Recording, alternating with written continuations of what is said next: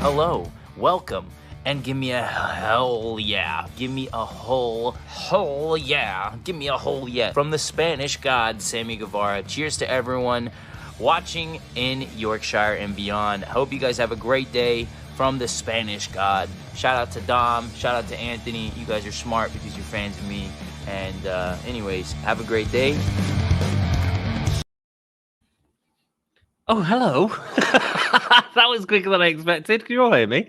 Hello, and a very warm welcome to the Gimme a Whole Yeah Wrestling Podcast. My name is Ant. Hope you're all having a frigging awesome day. I'm back, baby. I'm back. I've got loads to talk about and stuff like that. But first, if you're in chat, say hello. Lovely to see you all. Thank you so much for joining me this evening on YouTube, Facebook, Twitch, or wherever you are watching this from. Please feel free to say hello on any of them platforms, and I'll quite happily read them out, show them out. We are watching AEW Dynamite tonight. It's been a while since I've been on the channel. Work has been back in full swing, and we have a like on Facebook. Thank you so much to whoever give that like. I seriously appreciate it, my buddy. Hope you can join us. Hope you can watch wrestling with us, because like, what's the better way of watching wrestling than watching it with people? You know, that's why I enjoy doing this. This is why I've missed it. I've just missed watching wrestling with people, and AEW has been great. Like, some wonderful segments, like week on week, like stuff to talk about, stuff that I wanted to talk about with you guys and haven't had an opportunity. I've been keeping up with AEW as best as I can, along with a very busy work schedule. Hope you are all having an awesome day. We're back, baby. We're back. We've got 15 minutes until AEW Dynamite is here, and we got another like on Facebook. Thank you so much. That's 2 people on Facebook. Turn them into love hearts, man. What's all the things? Let's do some hearts. You can do what you want, really. No, so have you guys all been enjoying AEW? How's it been for you? Have you been keeping up to date with all the action that's been going on? There's been... are you excited for Full Gear this weekend? I mean, Adam Page, Omega, is it Page's time? Feels like it probably is. I can't wait to see it. Unfortunately, I'm bloody working that night. So I might even do a live watch along a few days later. I don't even know if I can avoid spoilers, but you know what it's like these days. But I am bloody excited for that card. And Kingston and CM Punk, one promo, and it gave me everything I could possibly want to see that match. I've got no interest in Kingston's matches in general, and no interest in CM Punk's matches particularly. They're all right, but them two, give us a promo, and it was absolutely bloody fire. So I cannot wait to see how that goes. Thank you all for joining me. Cool. John Martinez, welcome, brother. Hope you are having a great day. He says, I like AEW. It's awesome, mate. I like AEW as well. Big fan of WWE for years, and then I just lost interest, man. They did nothing compelling. Was you interested in AEW as well, in WWE? Is that, or did AEW bring you back to wrestling? Quite interesting to hear your opinions. You guys are what makes the show, my friends. So yeah, cool. Thank you, John. Cool. We are on YouTube. We are on Twitch. We are on Facebook. And it's been a while since I've done one of these, so I'm here. So yeah, in terms of what I've been doing, I had a bloody insect bite about 2 months ago now.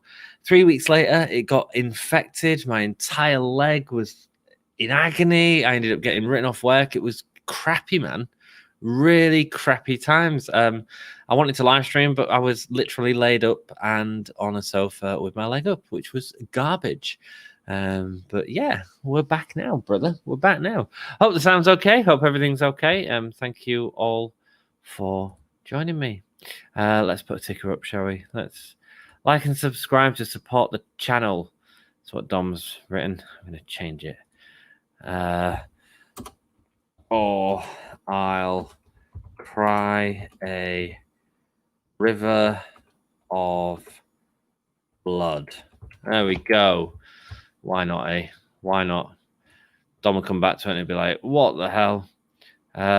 Enjoy watching films, like and subscribe for more movie watch-alongs right here. Dom's been doing a great job, actually, of keeping the channel going while I've been away. Doing a really nice job of that. I'm really proud of him for constantly doing that. So what have we got this evening on the show? We have a couple of matches. We have the contract signing between Adam Hangman Page and Kenny Omega. We've got Bryan Danielson versus Rocky Romero. We got Pac versus AAA Tag Team Champion Dax Harwood. That should be hella fun. Matt Sydal and Lee Moriarty versus Leo Rush and Dante Martin. Interesting to see how Dante Martin is coming on. It's been a while since I've actually seen him. And the AEW's Women's Champion Britt Baker, Jamie Hayter, and Reba versus Thunder Rosa, Anna Jay, and Tay Conti.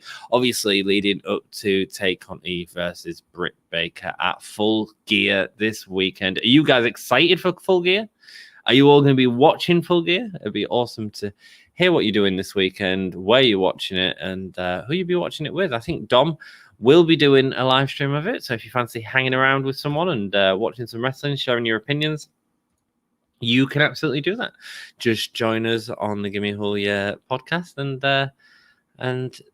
I better not do that. So there's been a lot of rumors. I was looking on Twitter earlier, and there's a lot of rumors that Okada might be showing up tonight. Tony Khan hinted at Okada mentioning the Best Friends and Orange Cassidy. Okada versus Orange Cassidy could be one of the matches that you don't really need a build to, just a forbidden door that's been opened, and build it up for the future. Let's let people see what is going on. I think that could be exciting. If you do want to support the channel, you can. There's a link in the Patreon down in the description. There's also a red bubble, don't say red tube again, page that we've got. You can go and buy merch there if you want. Give me a Hull t-shirt or a Hulkamania t-shirt, because nothing to do with Terry Bollea or anything like that. Rock and roll. Who have we got in here? We got anyone? Is Jackie Boy in yet?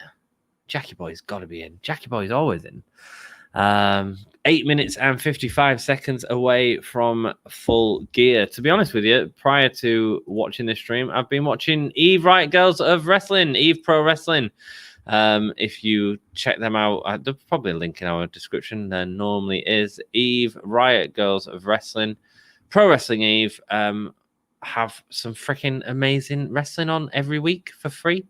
On a Wednesday night, prior to AEW streams generally, my friend Dan, who joins us on the stream occasionally, will puts on incredible events. Jetta versus Jazz is what I'm watching right now, and it's freaking cool. Jetta rocks, man.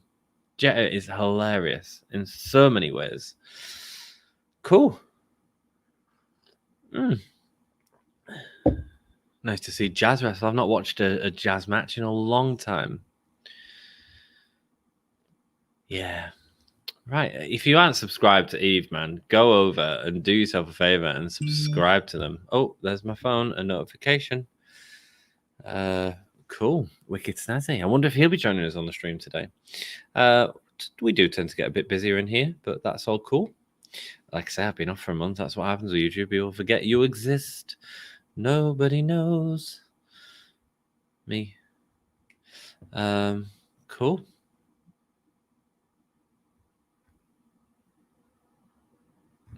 Jazz apparently retired, but not retired. Keeps coming back for matches. Had this one in Eve. Jetta at the minute choking out Jazz. Some nice headbutts to the leg to get out of the headlock. I love that. You know, when like two people are wrestling and they actually sort of fight the way out of stuff, like not just make it to the ropes. I feel like the rope break has become a real cliche in wrestling, as opposed to the actual sort of struggle and scrap that the submission can lead someone in.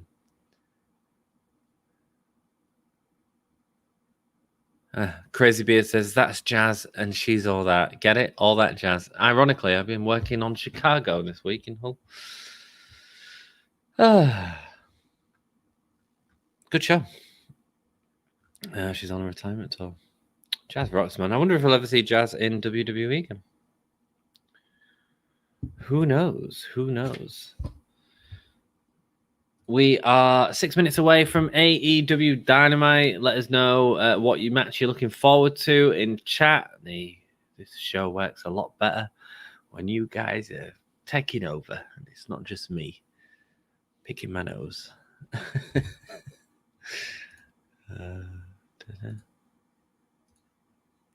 Or just watching Jetta versus Jazz. It's always a good start to a Wednesday night, because let's be honest, Wednesday night has the best wrestling with AEW, like just freaking amazing. And then Eve Right Girls Wrestling, like one of the other great promotions in the world. Just love watching them before AEW.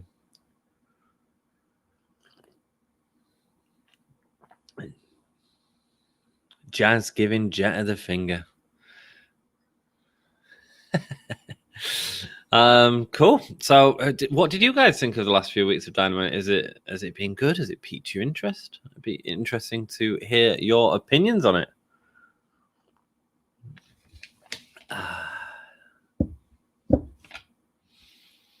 Yeah, it's just going to be a relaxed stream tonight. I am at work tomorrow as well, so just chilling out.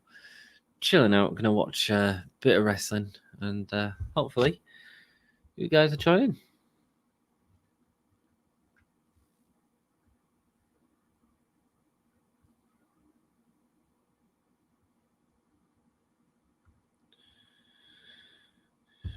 Oh.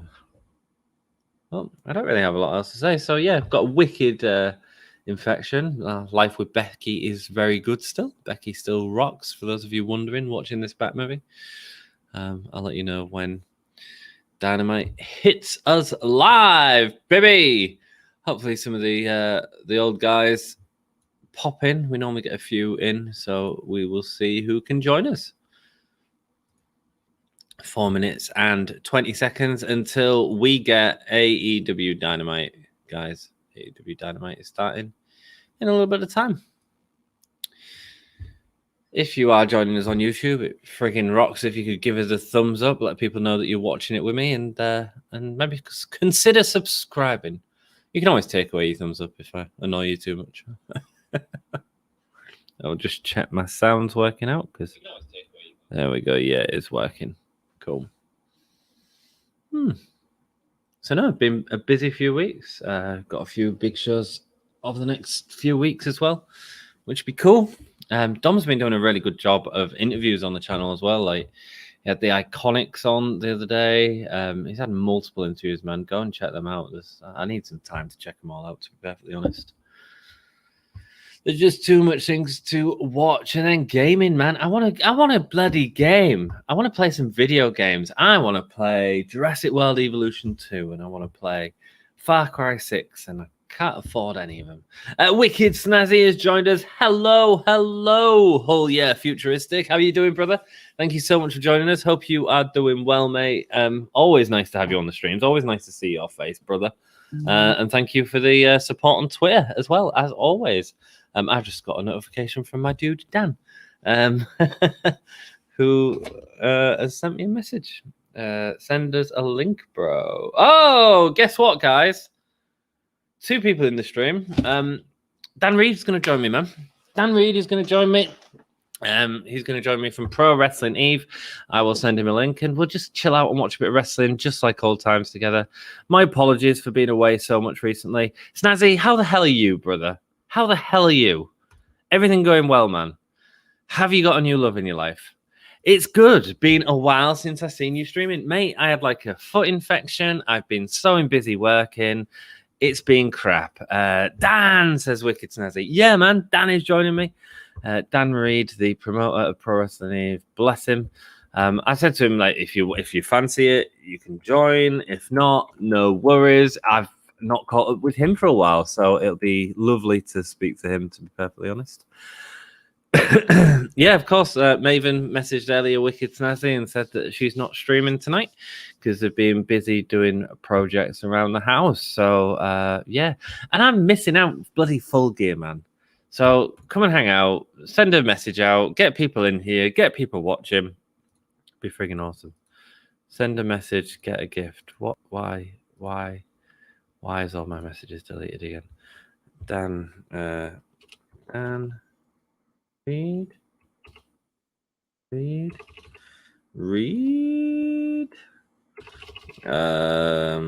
We've right, girls.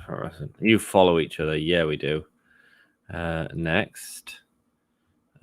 Close. Oh, right. Okay. Sorry. I'm just going to send this link to my dude, Dan. We'll get him in. We'll hear his thoughts. Dan, for those of you that don't know, a wrestling promoter who share. No, don't do that. Invite. Copy to clipboard. Send to. There we go, brother. I sent it to Dan. I don't know if I've got Dan's personal Twitter. I don't really do Twitter. I don't do anything these days. I'll be honest, I'm been kind of stressed and depressed for the past weeks. Mate, I'm so sorry to hear that. Dom says some of my tweets, he realised... Dom saw some of his tweets, he realised I wasn't doing too well. I'm so sorry, Wicked Snazzy, mate. Everything okay? Are you getting better, mate? I'll share the screen. Thank you, Wicked Snazzy. Appreciate that. It's Janelle Jackson. How are you doing, brother? Lovely to see you. Lovely to see you. Thank you so much for joining us. Hope you're doing well, brother. Hope you're doing well. Long time no see, friend.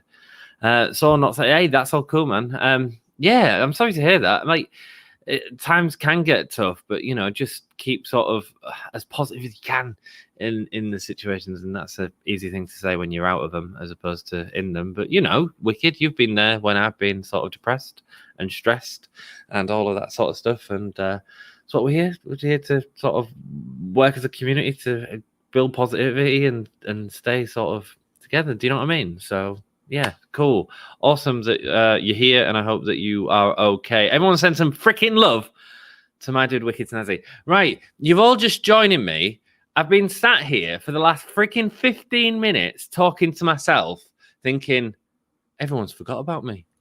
They've all forgot about me. For those of you that don't know, my dude Dan is joining us. How do I get... Man, I've got to sign up. I need to just...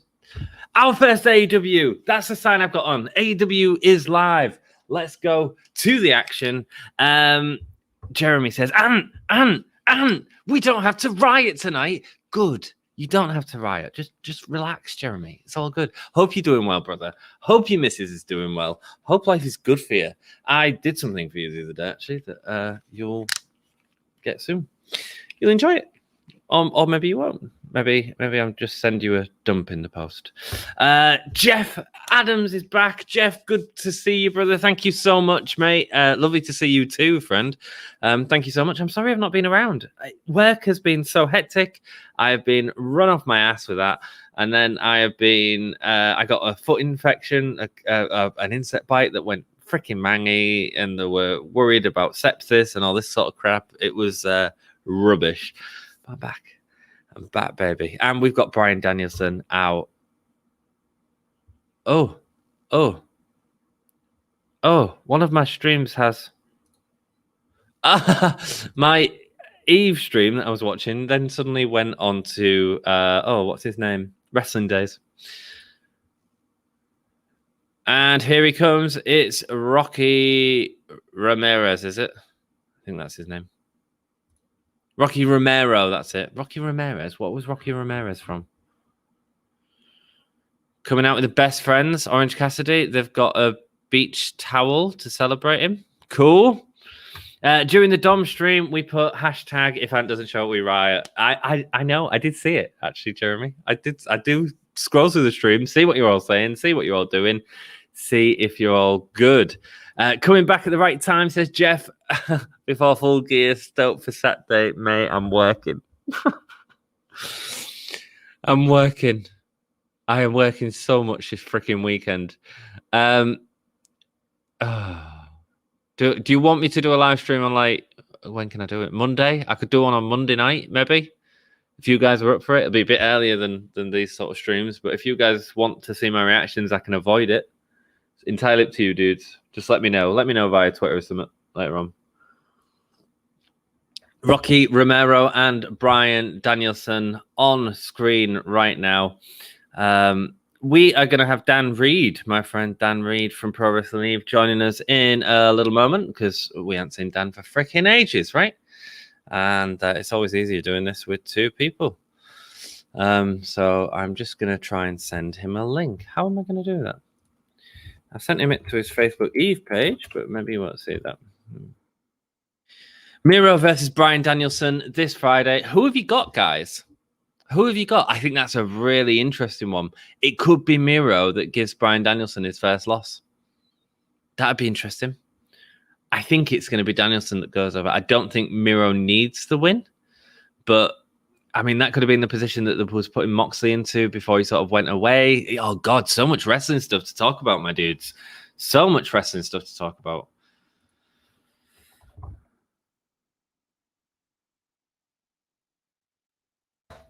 There we go. I've sent it to there.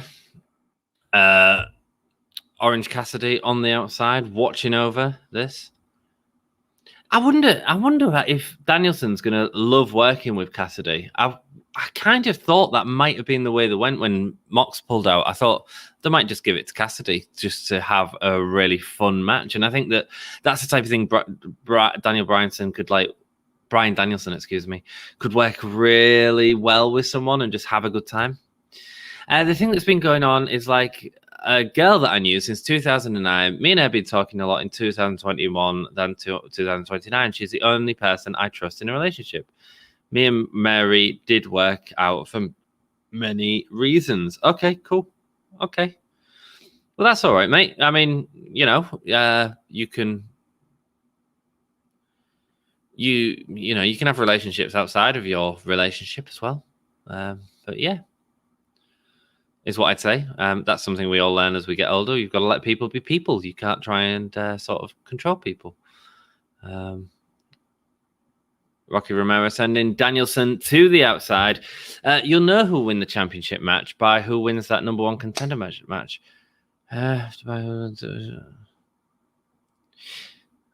Oh, yeah, I suppose you will, won't you? You're right. If Bryan wins it, I don't think we're going to see Bryan and Paige at this point. Oh, good point, Jeff. Bloody hell. It's good to be back talking wrestling with you guys. You always like put in like great comments and it just makes me think about things that I don't always think, you know. You're exactly right, Jeffy, baby. You're exactly right, brother. I'll be down to see you stream on Monday. On Monday, mate, I ain't streaming on Monday, but I won't be watching Raw asking 3 Raws. Mate, I'm only back for the night. Oh, right. Oh, shoot. You mean what I just talked about? Of course you do. Yeah, man, I can... if you want, I'll be watching Full Gear on Monday, is what I'll be watching, mate. I'm not watching Raw. Screw that. If you want to come and hang out with me as I react to Full Gear, if I can avoid spoilers, then... you know, come and hang out, man. Didn't work out. That's, mate, sometimes I do, sometimes I don't. As Jeremy says, there's plenty more fish in the sea, Snazzy. Keep your heads up. Absolutely. Absolutely. And what do you think about the WWE releases? I'll get to that in a second. Skipping 3 Raws is healthy. It is indeed. Eve, I've sent a message to you on your Twitter. Is that all right? On the Eve Pro Wrestling Twitter? See if you can get it up there. If not, I'll try and send it on via WhatsApp, but I need to figure out how technology works. Right, so WWE releases. Controversial here. Are you ready for my controversial thing? I kind of get excited for the guys that have been released. It's a terrible position to put them in. But actually, some of them guys, like Keith Lee, what were they doing with him, man? I mean, yeah, they're giving the Bearcat thing, and it was kind of interesting, but clearly he wasn't happy with it, and there was actually just fumbling him. Karrion Kross, they were just fumbling him. Scarlett wasn't even with him. Like, I feel like what's better that you sort of get out of that sort of vicious cycle of crap that can be WWE and go do something else. So from a purely like selfish sort of perspective, I guess I'm kind of like, well, hopefully they can do like something better because there wasn't being used very well in WWE programming. Ember Moon, freaking phenomenal talent, absolutely phenomenal talent. Will she struggle to be in another company? No chance. She is brilliant. She was completely underused in WWE. Is there room for an AEW? I freaking think so. I'd be all over that if I was AEW, like without a doubt. Oh, Matt Hardy. Is he still doing the whole Orange Cassidy thing? So yeah, I mean, that's sort of how I feel about it, Jeremy. I think that's you know, something that you don't hear enough because people are just shocked at the release. But because I'm not watching WWE, because I'm not sort of invested in WWE at the moment, I see it as an opportunity to get out. What do you guys think about the releases from WWE? I think.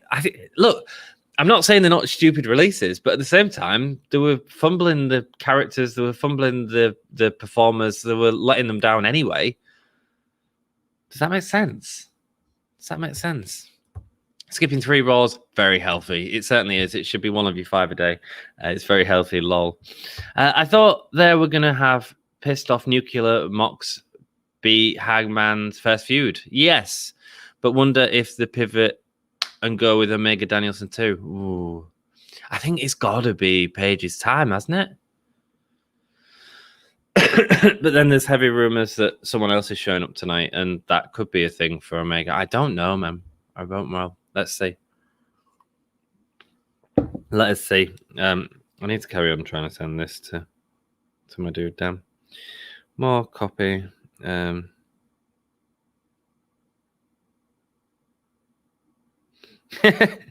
sent Dan like a 3-minute voice message, and his response was just send me the link. Just think we all need to catch up. Yeah, Omega Danielson 2 will be amazing, but you can also save that for a long time. Bryan Danielson with a wicked elbow going into the German suplex, baby. I don't think they released anyone of importance to the company's future. Yeah, Jeremy, I kind of agree with you, and I think it's disappointing because I think that them releases were outstanding performers. Keith Lee is a freaking phenomenal performer, but at the same time, I'm like, well, you weren't doing it with him. You was messing him up several times, and then there's stuff that's come out afterwards, which is part of the reason I've got no interest in WWE, of them like paying for his own healthcare and stuff like that recently, and lots of stuff's coming out about WWE sort of handling of people, which I don't agree with a lot of the time. So, he goes for this suplex drop, but absolutely gets trashed by Rocky there on the way down. It's quite near his face as well. Hello. Welcome, Word789. Hope you are doing well, brother. Thank you so much. Hey, if you could all like the video, helps us out. Let people know that you're watching wrestling.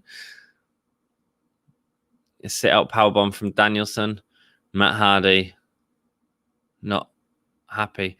What's Matt Hardy doing these days? It's Cross was probably the most surprising, but he wasn't used right anyways. But all wrestlers were old. Nia, Keith Lee, Cross, Ember, not like anyone for the future. The thing is, Keith Lee definitely good. Cross definitely good. Ember definitely good. Nia was a weird one because of the relationship with The Rock. But again, I'm not really bothered by all that sort of politics. I just think Keith Lee, carrying Keith Lee especially, is main event material without doubt. So just let him go, but they didn't. So hopefully he can take his brand and take his abilities to somewhere where he's gonna be appreciated and do what he wants to do. Keith Lee, Walter. When you sign those guys, like they're brilliant. But WWE won't use big men that can do acrobatics either. I don't like using them, so the releases just makes me speechless.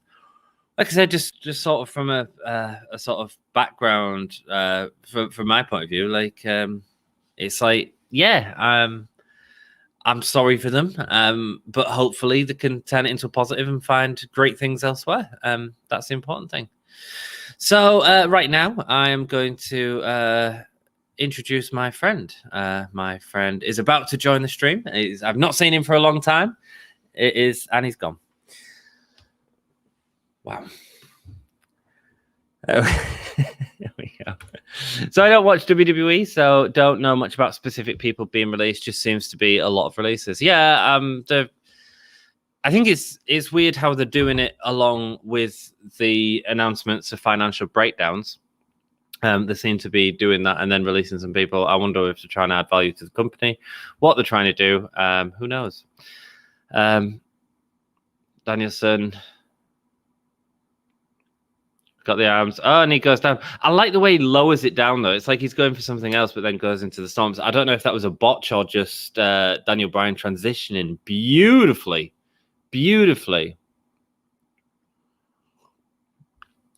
Matt Hardy's sitting around collecting a check. He seems to be at the minute. It's the Tequila Sunrise. Gets the win with the leg lock. I'm enjoying the way that Bryanson is getting wins via different means all the time. It's really sort of making things interesting. You never know when he's going to win. I suppose that's the interesting thing, and not just one finishing move, you know. Make sure that you know that he's a great wrestler that can get you in multiple ways. It kind of makes the matches like a little bit more interesting. Like, is he going to win by this move because he's won by it before? It's a bit like we've all seen Jericho with Walls of Jericho, like not pin anyone for freaking ages, you know. And occasionally it needs to bloody work. It needs to bloody work. Thank you so much, everyone, for joining us. We've got 8 people in chat. Hit that like button; it really helps us out. And say hello. Say hello. Keith Lee is like 38. Yeah, but 38's not that old, man. I mean, AJ Styles is, 42, 43, and he's still one of the best wrestlers in the world, you know? And Keith Lee is great. I mean, it's potential, man, that they're just sort of missing out on. How many more years of quality does he have? Yes, but then the wasted that, like, 2 years with him. Then there might be health reasons to it. I don't know. We don't know the insides of it. But let's be honest, like, I'd rather watch a Keith Lee match right now. No. I'd rather watch an independent Keith Lee match. If you've ever seen him on like a normal independent show, like the stuff he can do is outstanding. In terms of how many years of quality, I don't know, man. Wicked snazzy. I know Nia was botchy half of the time, but I know she's talented, and I never hated her for her botches, nor her booking, because I just felt bad. Yeah, I mean, she was pretty damn botchy, but you know, and I'd never liked Nia's promo. She didn't feel evil enough. Like, to be honest, the packaging of it, the whole I'm not like most girls. She didn't feel like a monster. I mean, she's a monster, and she could have been booked like that and wasn't. So, in terms of the botches, yeah, she did botch a lot. And tried to trick us and make it seem like you really had a friend. I know I did. I know. My friend was here and then disappeared. It's all good. It's all good. Hey, I'm sure he'll be back. He's just probably got to walk the dog, have a cigarette. Well, he doesn't smoke. Maybe he'll start smoking. Maybe I need a cigarette in a minute. Bring back the Fiend. Dom's off this evening. Bring back the Fiend. You want the Fiend in AEW words? Or do you want WWE to be? Do you want him to be back in the WWE? Or would you like to see what Bray Wyatt can do outside of WWE? That excites me.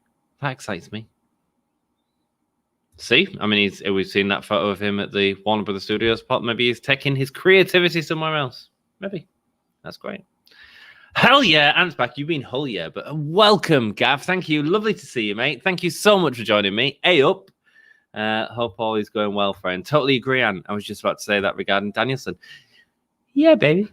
Yeah, baby. It makes it unexpected. I was only half watching the match because I was just saying hello to everyone. Like, honestly, I've missed you guys. I freaking missed you. Been so freaking busy at work. And then off for a month with a bloody insect bite. What the hell? Weird. But Dom's been doing a freaking wicked job. So hope you're all supporting him, sending him love. I know you do, Jeremy. I know you do. Good to see you, mate. How have you been? Busy at work. I got an insect bite that got infected and was crap. That was for about a month. And so I had my feet up. Yeah. Oh, mate, I got into work one day and I was like, my leg's throbbing. And then I looked at it and it was all like, there was like white stuff, pus, I guess, inside my leg. And I was like, this is wrong. And then a few days later, my ankle was like, poor. And I was like, this shouldn't be happening. I'll go see a doctor. Didn't. He went, yeah, just sit down for a bit. So I sat down for a bit. I actually went to my mum's. I couldn't have even streamed anyway. I was at my mum and dad's, and like they were looking after me because I was just like I could hardly walk. You know, it's crap. Here we go. We got Tony Schiavone in the ring. They're on about the street fight. America's top team coming out soon.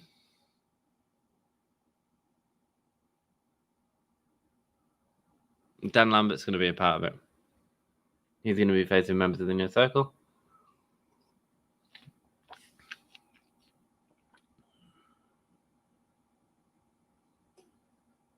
And out come the Inner Circle. I'll be honest, on one release, Eva Marie, I was happy she was released because she hasn't learned anything from her long break from wrestling. Eva's an interesting one because Eva was hired straight after Eva was hired after they released a load of other really talented female wrestlers. Mickie James being one of them, I know was in the last set of releases, and then they brought back Eva Marie, and obviously she's sort of a personality as opposed to a wrestler. We sort of get that, but if they had plans for her, I mean, it brought Piper Niven in and Piper Niven's a wonderful talent, but I haven't seen any of her work on Raw yet. Anyway, and the Inner Circle are getting beat up. American Top Team are out. There we go. Fake punches everywhere. Oh, no. That's too clear on Jericho. Oh, that's too clear. This is what happens. Oh, Dan Lambert's out. Oh, he wishes he was Cornette. Oh, and Hager just went over. Right. To join me to talk about this segment, it's my friend. It's Dan Bloody Reed. Sup? Hello, brother. How are you? Hello. How's my levels? How's your levels? You sound fine to me. How does he sound on stream, guys? Let us know. Everyone say hello to my friend Dan Reed. For those of you that don't know, Dan owns Pro Wrestling Eve. Go check them out on YouTube. Always the best show to watch before Dynamite, brother. Yeah, I want to hit like 30,000 followers, subscribers on YouTube, like soon. So if you're not subscribed to us already, hurry the fuck over. Get down there, baby. Get down there. Like, what am I on right now? I think I'm on. Am I hit 28 yet? I don't know. Congratulations, man. We're on 28 brother. Subscribers. I don't know. I'm not far off that. 27,894. Go on, lad. Before Christmas, let's get into 30,000. Before Christmas, it better be within the week. Go. How are you, mate? Yeah, I'm good. How about yourself? I'm all right, mate. I'm all right. It sounds like we've both had a rough time recently. Mate, tell me about it. I spent the last month working on a show that got canned at the 11th hour. Yeah, I saw that on Facebook. Like, that's a lot to put on yourself, Dan. Right. So now I'm doing a classic me, and I'm like, right, okay, we've lost one show. What should we do? We'll do 4. Yeah, that's the comeback. Yeah, right. Right, like, sure. Dan, glutton for punishment, my friend. Glutton for punishment. Let's do 4, and let's make one of them a bigger venue. Sure. Is that what you're doing? A bigger venue? Yeah. Are you doing Wrestle Queendom 5? No, it's not even a queendom. I've just decided suddenly. I'm just decided suddenly. Right, I'm going to give myself 4 weeks to sell 900 tickets. Fuck it. Oh, wow, hey, that's a good number, man. That's good luck. What date is that? Can you promote it, please? It's across the 4 shows. So you got the December, the added December shows. Dan Lambert doing a powerbomb. I was so worried for Dan Lambert's knees right there. Let the table do the work, Dan. Let the table do the work. My goodness. My God, he might be broken in half, says Scorpion Sky. It's a nice. It's good. They needed more heat. Yeah. Have you been watching? I know you haven't been watching WWE, but have you been watching AEW? Yeah. Or the majority of it, skipping through at times because of time. Jeff Adams, have to say, have not been digging Jericho lately. Hope Fozzy records a new album and gets him off the show for a while. It could happen, Jeff. It could happen. I thought it would have happened with MJF, but we all thought that, didn't we, really? And then it didn't. So, interesting.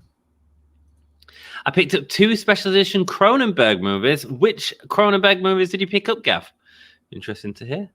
Hey, Dan, how are you, my friend? Says Gav. Hey, Gav, good to see you, buddy. Thanks for being here. Gav rocks, man.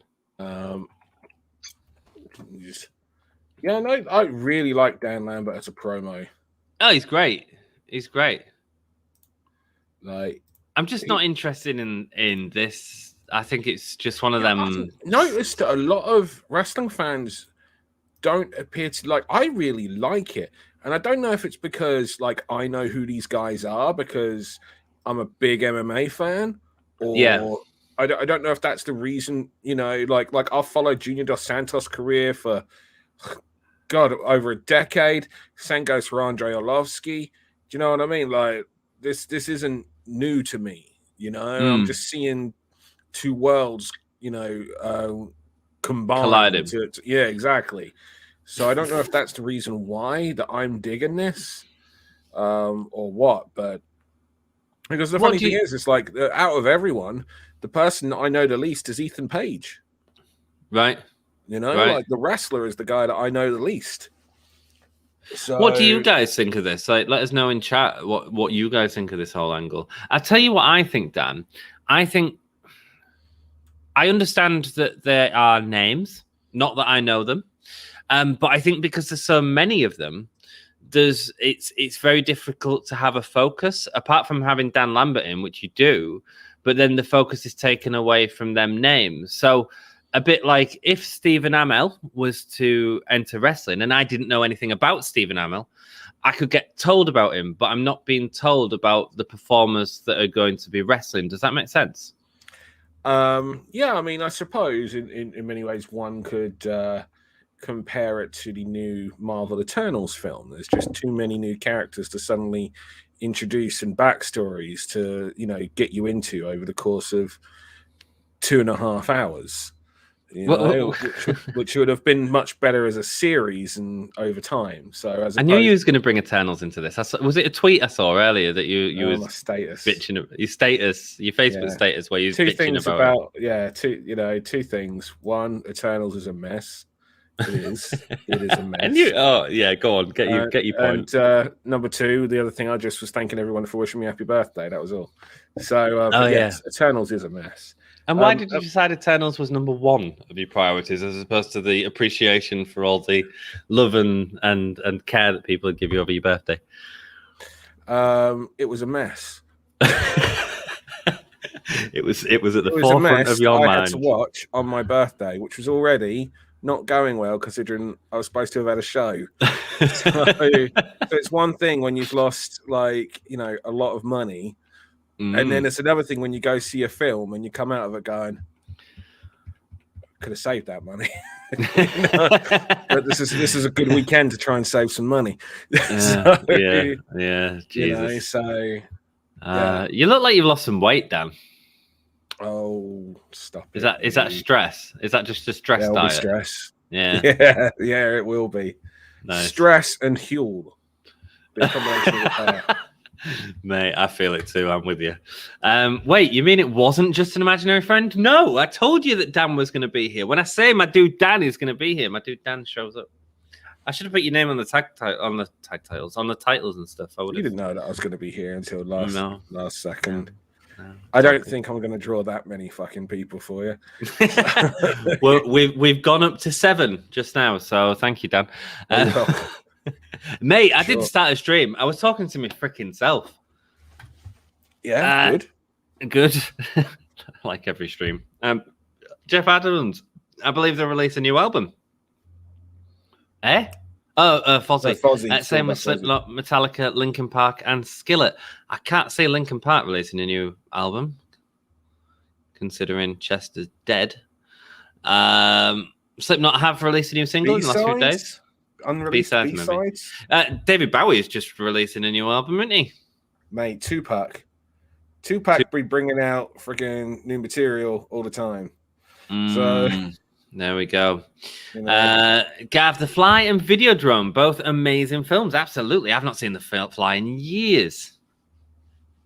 Clients in that since I was a kid. The scene with the Britt Baker's looking a star. Britt Baker is a star. That helps. She really is. Like, here comes Rebel and Jamie. Dan, let's talk a bit about Jamie here because you've worked with both these ladies in your company. Mm-hmm. Is this the right place for Jamie Hayter? Well, I mean, she's gone straight into something that gets her on TV regularly, and it is an overcrowded roster, some may say, on a limited time television show. Mm-hmm. So, when you've got like that, and AEW aren't afraid of bringing new people in and featuring them. Just suddenly, I mean, we just saw Rocky Romero in the opening match. Mm-hmm. So when you've got that, that mentality that you're going to be featuring new people, it helps to be someone that's established with, a main player like Britt Baker is. It's going to make you more of a regular feature on TV on the show. You've only got it goes back to what we were kind of saying earlier about, you've only got so much time on TV to get all these new characters over. And AEW are always introducing new characters. So, like this way you get to see a little bit of Jamie Hayter. Okay, it might not be necessarily the in-depth promo packages, or do you know what I mean? But we're getting to see her, every single week. I think my concern, Dan, is that she's going to end up like Wardlow, where it's just sort of this thing that goes on for a little bit too long without the sort of... Is it that it goes on too long, or is it just that WWE have taught us that things don't last long? Well, I'm talking about Wardlow in AEW, man. I mean... Yeah, but like, you go back, to like 80s and 90s, and people would be together for years before splitting up. And that's the reason why splitting up meant something, because they were established together for so long, not just, what do we do with these two single guys? Okay, we'll put them together, put the tag titles on them, and then, we'll split them up. And it's just like, but it doesn't mean as much because, they haven't been together 5 minutes. Yeah. It's like, but people think that, like you put the team together and you split them up and all of a sudden you're going to get Sean v. Marty, and that just ain't going to happen. It doesn't happen without that sort of longevity. Yeah. No, you need that longevity, like. I think my concern is that Jamie Hayter will end up being the person that people beat to get to Britt Baker. Well, right now, Rebel's that person. And I'm fine with that. But, same. But Jamie Hayter, like, the reason Diesel got over, which is going back to Shawn Michaels, was because he was as dominant, if not more, than Shawn Michaels. And that's what I really want to see out of Jamie Hayter. I want to see like her put in matches where it's, that sort of, we've seen it with Wardlow loads, beat him and you can go on to the 5 labors of Jericho, whatever it is. I want to see Jamie Hayter put a stop to people. Well, I mean, actually stop them. Haven't we got, isn't she working? Oh no. Okay. What's up? If you ain't seen it, you'll see it in a moment. I'm live. I've gone live and I've missed something. Okay. It just wasn't what it was. It was just one of the I have a bigger reaction when it's people that I care about, because I know how they will feel. Do you know what I mean? And so they'll be annoyed because they're perfectionists. They want to put on the best show. They want to do the best, and they want to put on the best shows. And so, so I have that kind of a reaction. It's not that it was as big of a reaction as what I gave it. It's just that, I feel bad for my friends when a spot doesn't go to plan as planned. Exactly.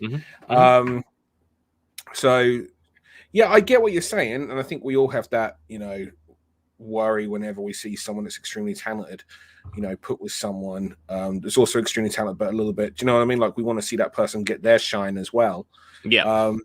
But at the same time, I'm not gonna put the thing on AEW like I would perhaps WWE, because there is every chance, eventually the two will split. Yeah, of course. Yeah. And you hope that when the split happens, it goes into a meaningful program. Tremendous matches between the pair where they both come out of it better than they were and can go off afterwards doing their own things at a higher level. Yeah. So, it's that's really it's AEW is still such a baby promotion that it's I don't want to put, the kind of things that we're used to seeing from WWE onto them. onto them, because it could be that. Now, could it go wrong? Yeah, of course. And could plans change? Yeah, of course. But I'm not going to jump to a conclusion with them yet. And like I say, I think, would I like to see Paige in more, bigger matches or get more opportunities weekly? Yeah, of course I'd like, but she can't be on TV every week. At least she can't have her own match every week, because they got 2 hours on a Wednesday, 1 hour on a Friday, and they've got a lot more women than just the one match that they seem to allot for those two TV shows. So, that's right. But at least with Britt, at least she is featured, whether it be backstage, in-ring promo, at least she's featured on TV every week. And so we see her next to her. Yeah, maybe so, man. I'm sure she will be, is it her and Thunder Rosa next week? Or is the it? semi-finals or quarterfinals? Is that the tip for the TBS? TBS. It might be. Yeah, it might be. Is that next week? I assume the finals are happening in Full Gear, are they? No, the finals will be on the first episode of the TBS show, I believe. Oh, right. Okay, cool. So, cool. I mean, don't hold me to that, but I do think that's the case. But nice little detail there with Britt Baker crawling to the ring and Rebel pointing to Jamie Hayter, saying, "Yeah, tag her." Yeah, she doesn't want to be the one in there with someone that's going to be a house in fuego. Conti with the fire here, trying to build her up for this match on Saturday, Dan. What's the Saturday match for Conti? Is it her and Britt? Yeah. Okay. Well, then, that's the Full Gear match. Yeah. So really, you've combined the TBS quarterfinal match or semifinal, whatever it is. Yeah. That's going to be interrupted. With Jamie here with women's the title. Yeah. So Wicked Snazzy said Linkin Park have been teasing a new album. Said Mike Shinoda. David Fowler Phoenix been making songs with a band. So believe me when I say we will get a new Linkin Park and them going on tour. But there won't be a hologram of Chester because Mike said it's an awful idea. Okay, cool. What's getting? New Linkin Park album. Okay. What's your thoughts on John Moxley entering rehab for alcohol use? I hope he gets better, man. Yeah. I hope he gets the help he needs. That's all. I'm pleased that the company's not trying to hide it and stuff. John's obviously happy about not hiding it. Like, that was beautiful. The crossbody. That bump, she just freaking, do you know what I mean? Went for it. Went into the air. God, pair of them. Tay's getting the win here. Yeah, here it comes. And that'll be it. Makeover DDT. She left Rebel out to dry. Well. Oh, okay. Dan, explain to me. You work with women wrestling. I do. What is with the suspenders that aren't connected to anything? Fashion, style. Is that fashion? It's a look. If that's actually connected to something, Dan. Give me a garter or something. Well, I mean, I don't know. I'm not a fashion person. I'm not gonna go out and tell people on TV what to wear. What they do. I'll give my opinion. If they're gonna wear if I was to wear braces, right, and I want to plug in your opinion. I have to, I speak to these people, so I ain't saying shit. If I wear braces, Dan, I'm gonna hook them in, man. I'm old fashioned. Okay. No, yeah. Do you know what? Sorry, we're getting a nice promo package here with Ruby and Chris Statlander. Yeah. And that's nice to see. So we've got 2 women's matches on tonight's show. That's great. I don't think that was advertised. Is it a first? No, it's not a first, but it's been a long time since it's happened.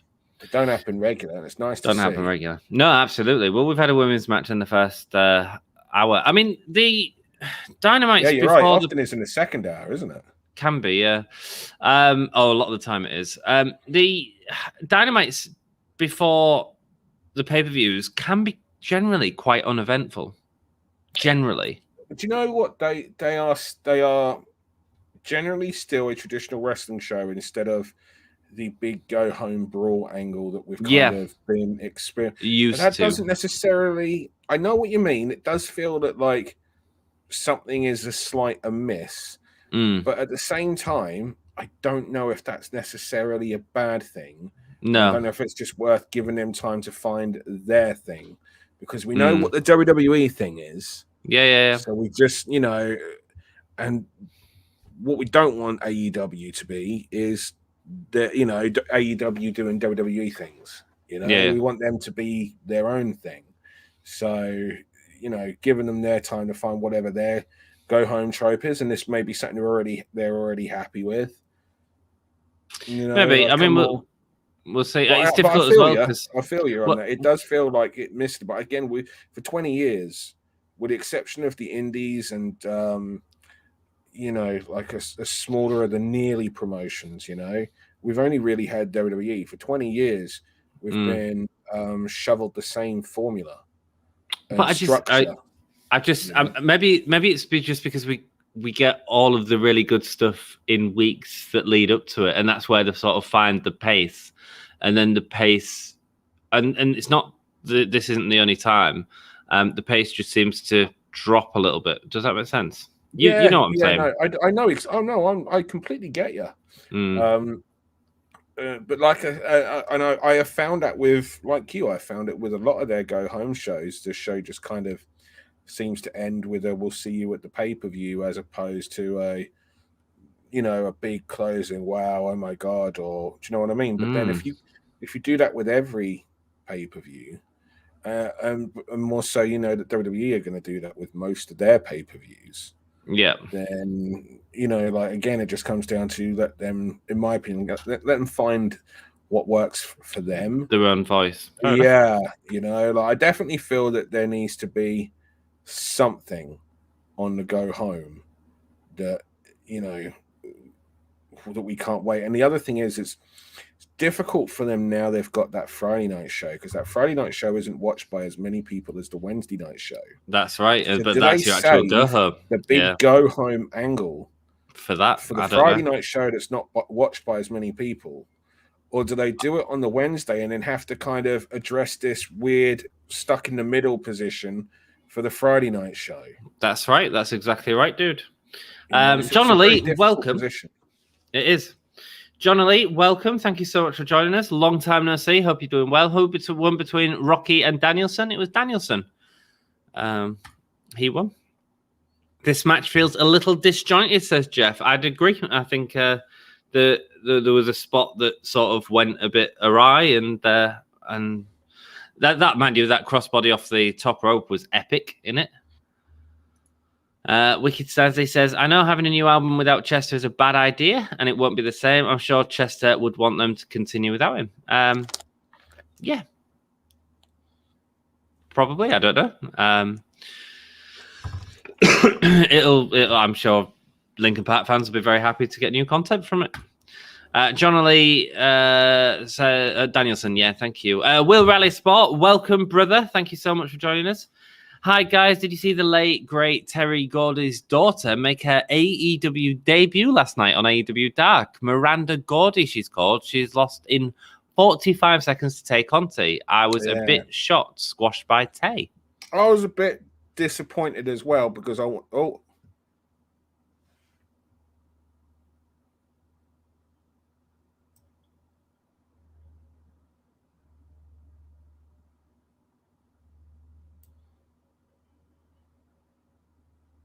he leaves his girlfriend alone with 7 guys. I missed most of that, sadly.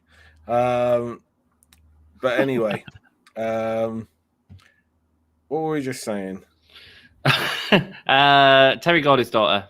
Terry Gordy's daughter, yeah. So Miranda Gordy, yes, I know her. I've never seen her work. Well, I have actually, but it was a couple of years ago. You expect someone to grow a lot more in those couple of years. But yeah, sadly, 45 seconds was all it was with her and Tay Conti, which is a shame, because I'd like to have seen more from her. But you know what? She did her job, took the bumps, made, sold for Ty, and Ty looked like an ass kicker, and that was the job. And she did her job, and kudos to her for doing the job. And I don't think that will be the only time that AEW use Miranda Gordy. I'm sure they'll they'll give her another spot on the darker elevation show in the future, and hopefully got a few minutes and an opportunity to see a little bit more of what Ty can do under those lights. Yeah, fingers crossed, man. I mean, the other thing is they're trying to build Conti to actually be sort of believable against Britt Baker at the minute as well. So, her being her first match, but also giving the wrestling world something to talk about as well, being Terry Gordy's daughter, might not necessarily be the wrong move, No, we got it was like I said, I haven't seen her work for a couple. Pac and Dax Harwood on tonight. That'll be good. Good. Yeah, I know, right? But yeah, no, like with Miranda Gordy, it's one of those things where it's like she's got the name, but I don't know what she's like in the ring.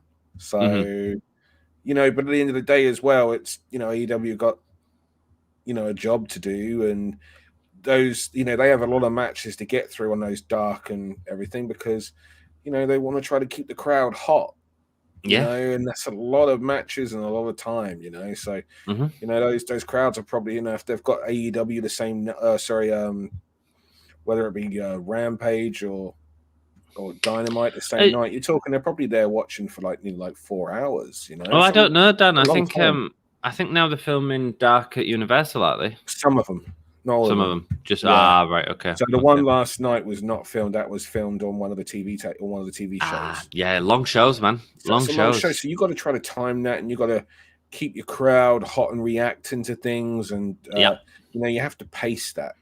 And what you don't want to do, something that wrestling is very guilty of, especially indie shows, especially with youngsters, is they follow the same structure and format of matches. So one of the great things about Daniel Bryan and the way he's winning matches right now is it kind of takes you out of that a little bit because 100%. That doesn't need to just be the label lock to get the finish or the beside the knee. It can be something else. And that's a really, really cool thing and something that I've encouraged as well. And another thing is adapting the styles and structure of the matches which is what I was just getting to. A lot of the matches are babyface shines at the start, and then the heel will cut off, and then you'll start to get the heel on top, and he'll get some heat, and the babyface will have a couple of hope spots where they get like a roll up or a clothesline. It looks like they're about to make a comeback, but then they'll get cut off again, and then eventually there'll be a double down, or the babyface will catch the heel on something, or the heel will slip on the banana peel or something, and then the babyface will make their comeback, and then we'll have a bit of that, and then eventually we'll go into whatever finishing sequence they got. And because we're so used to seeing that as a structure and a sequence, even if we can't, name check it, and if we can't, call it in a manner like I just kind of did right there, we still are used to that rhythm where when we know when something doesn't feel like it's going to be the finish, and when it does feel like it's going to be a finish. And if you've got 15, 16 matches and they're all doing that structure, which a lot of the indie guys do because they're young and inexperienced, so they keep to the basic structure. The crowd are just going to get wise to it very, very quickly. And then they're not going to be into anything. Get tired by it, That was a little bit rough there. I think the guy on the outside, his name was that Max Caster. I don't know if he was grabbing early, and so the ref kind of had to make herself look like she was looking in a different direction or something.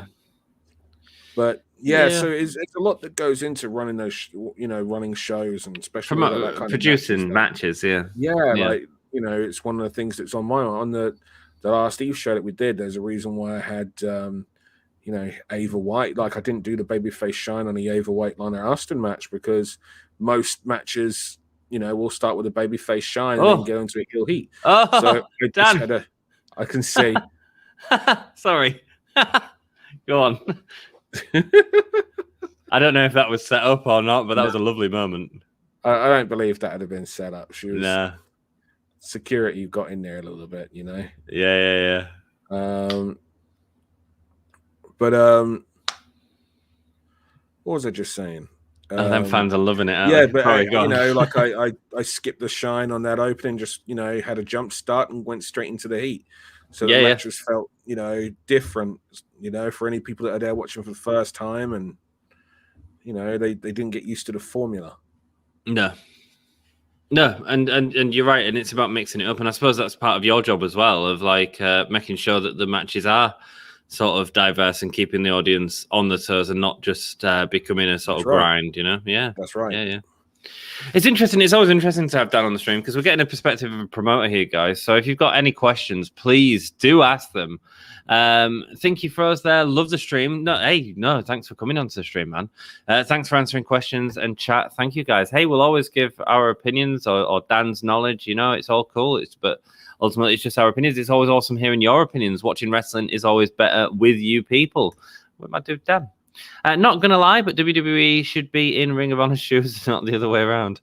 We're not going to get a comment from Dan. I've got friends, ain't I? Do you know what I mean? Like, I don't want to see anyone go through that shit. No, yeah, I'd like to see everyone doing better. Thrive, yeah. I've got to thrive, yeah. I mean, like I say, I don't know if you heard my opinions on the releases earlier on in the stream, but they're not the sort of average opinions that you hear from everyone else. I'm just sort of excited to see what these performers will do elsewhere. Yeah, I'm excited. I mean, I've spoken to a couple of them already, obviously. But for one of the things that really got me was I saw that there was a story out there that people in WWE were saying that Keith Lee had a bad attitude and bullshit. Laid down, and I'm just like, well, that ain't the Keith Lee that I know. No, it's bullshit. Like when Keith Lee worked for me, that boy laid down and never asked anything. Do you know what I mean? Like, and he put on a hell of a match. And do you know what? The other thing is, it didn't matter that you laid down, because here's the thing: if you get over, it doesn't matter that you lost. And here's the other thing: if you really know how to get over, you can get over more by losing than by winning. Well, that Keith match Lee knows how to do that. Yeah. And that match that you put on with Keith Lee was freaking outstanding. But again, and talking about structures of matches, that is unlike anything I've seen Keith Lee do. Anything, it's a brawl mixed with some of the agility of Keith Lee, and it's a fascinating dynamic. If you guys want to go watch an interesting Keith Lee match, is that on your channel, Dan? It's not. No. So I've seen it. They got to subscribe because it'll turn up at times. Absolutely. Eventually, it will. For the people that are channel members, it will actually be on the channel. For the people that are paid members, right? Cool. They'll be able to go and watch it. But if you just subscribed, you won't be able to. So go and have a check on that channel. Honestly, if you guys want to see Keith Lee in a completely different environment, Keith Lee's a talent. And that's what excites me, Dan. That's what excites me. Not the Keith Lee that I've seen on main roster, the Keith Lee that I know Keith Lee is. Yeah, that's the thing. Like, we know what Keith Lee is and can be. And there's I think someone said in the chat today about him being 38 years old. Like, that's a negative. Yeah, no, it's still young. Still young. You in many ways, you wish you could have, what a beautiful. Yeah, beautiful man. Yeah, they really threw themselves into that, Dan. But like with Keith Lee, it's like, you would like to have someone of Keith Lee's ability at the age of 25 instead of 38. But the reason why Keith Lee has that ability is because he's 38 and because he's experienced. So, and if you really want to get him over, I heard you mention about AJ Styles. And the thing is like, how you get someone over? You bring them in and you push them and you get them over straight away. That's right. You don't do any mess around with the book, and you just jump straight to it. Yeah. And it looked like they were gonna when we had that Rumble moment with him and Brock, and I think him and Roman, and in the Survivor Series, and it was like, that's how you can do it. That's how you get him over. But I think she's going to get pulled, is she not? Because she's put her she's legs high. She's really got her legs there. Oh, no, you can't. Oh, wow. No, there we go. Just positioning. the nice to not see a pull. It's a normal standard thing. They could have run with him straight. For some reason they didn't. They got no one to blame but themselves. That's right. Oh, now why is Bobby Fish attacking here? This weekend, I believe we've got Jungle Express with Christian versus Young Bucks and Adam Cole. Well, I guess we're getting Bobby Fish and Jungle Boy on Rampage. Either that, or are we getting Bobby Fish and Adam Cole? Rumors are Kyle O'Reilly's contract's up in a month as well. Oh, yeah. So nice. I wonder if that's going to be part of the story. I don't know. Maybe. I don't know. Here come Christian and Luchasaurus. But again, it's the fact it was Fish as opposed to Cole or the Young Bucks. I was expecting to see Cole at this point.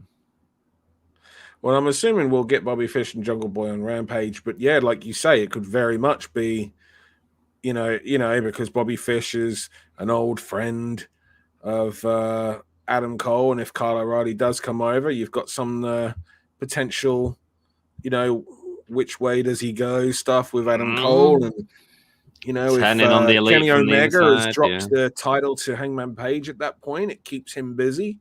It certainly does, and without having to do the immediate title rematch and things of that nature.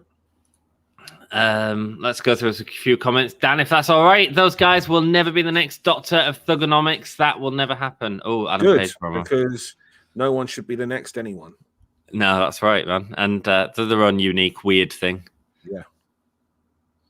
Tell me, John Cena was not the next Stone Cold Steve Austin. There we go. And Steve Austin was not the next Hulk Hogan. That's right. But they all had massive success. You don't get massive success by trying to be the next anyone. No, that's why Sid Justice didn't work. Sid Justice was supposed to be the next Hulk Hogan. Yeah. Didn't work. Is Page winning this weekend, Dan? Don't know. It's one of those ones where I guess so. It's not what I would do, but just because, I don't know, just still feel to me, and I could be being ridiculous here. It just feels too soon. It depends what the plan is. I think. Well, yeah, of course. Yeah, I think a lot of it depends on this Forbidden Door as well with New Japan. I think the concept of Omega with Okada is like for a title is just enormous, isn't it? I mean, it's just enormous, Dan. Yeah, I mean, or Kota Ibushi. Yeah, I mean, they started talking about chaos, which means something's happening. There we go. We got the promo here following up between Adam Cole and Bobby Fish.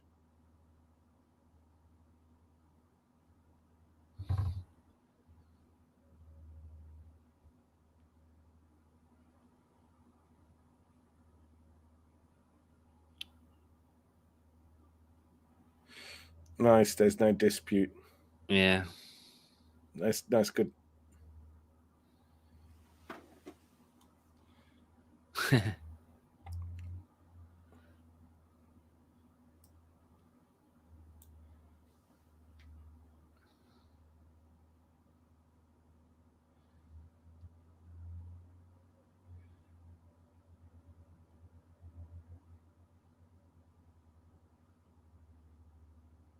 Interesting. Oh, I like the fact that they're referring to the Cutler as well as a cameraman, even though it's not, because that was a professional cameraman. Yeah.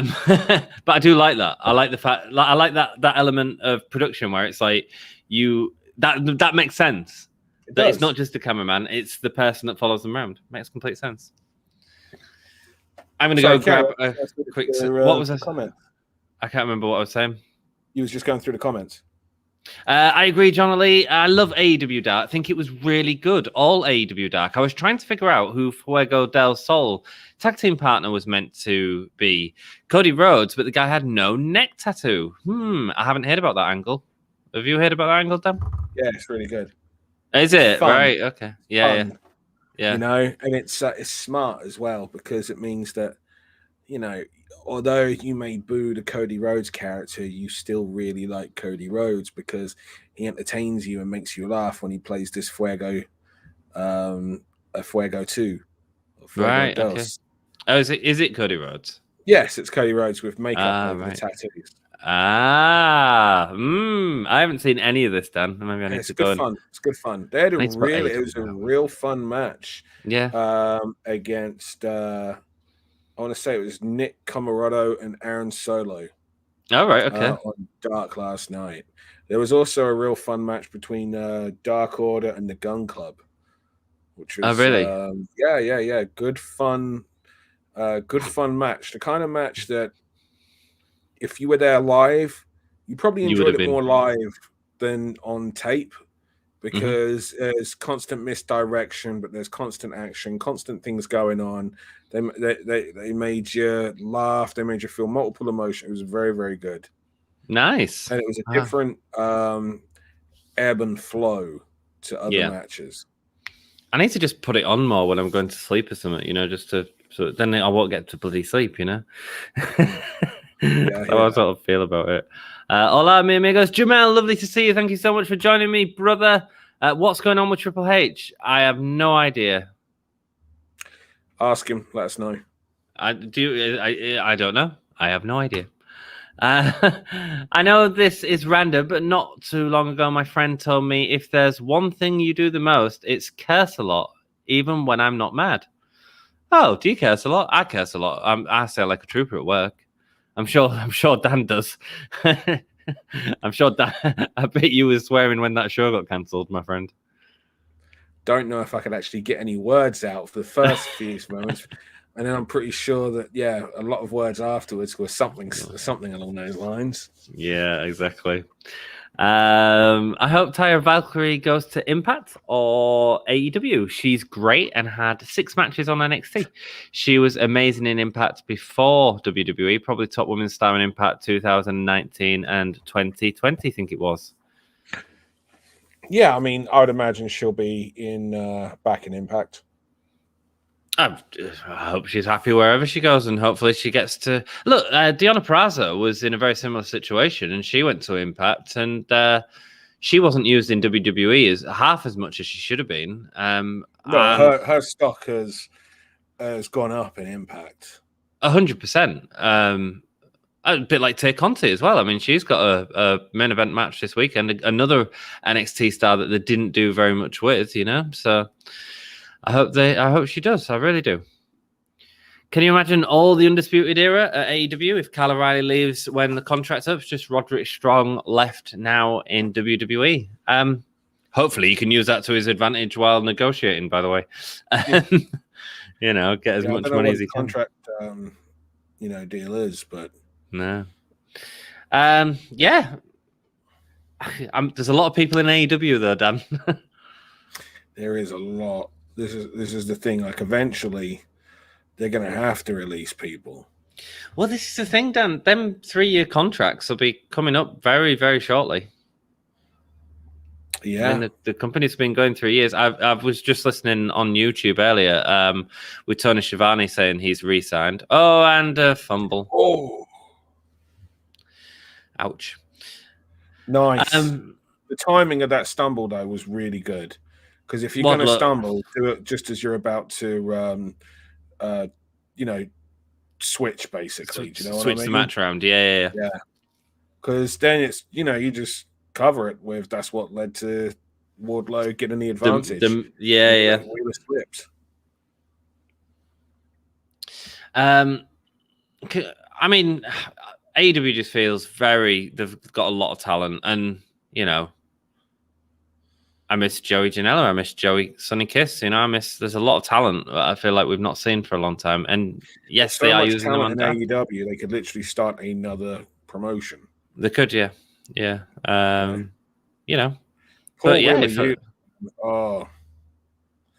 as long as the stories remain constant, and wow, Wardlow's looking great here.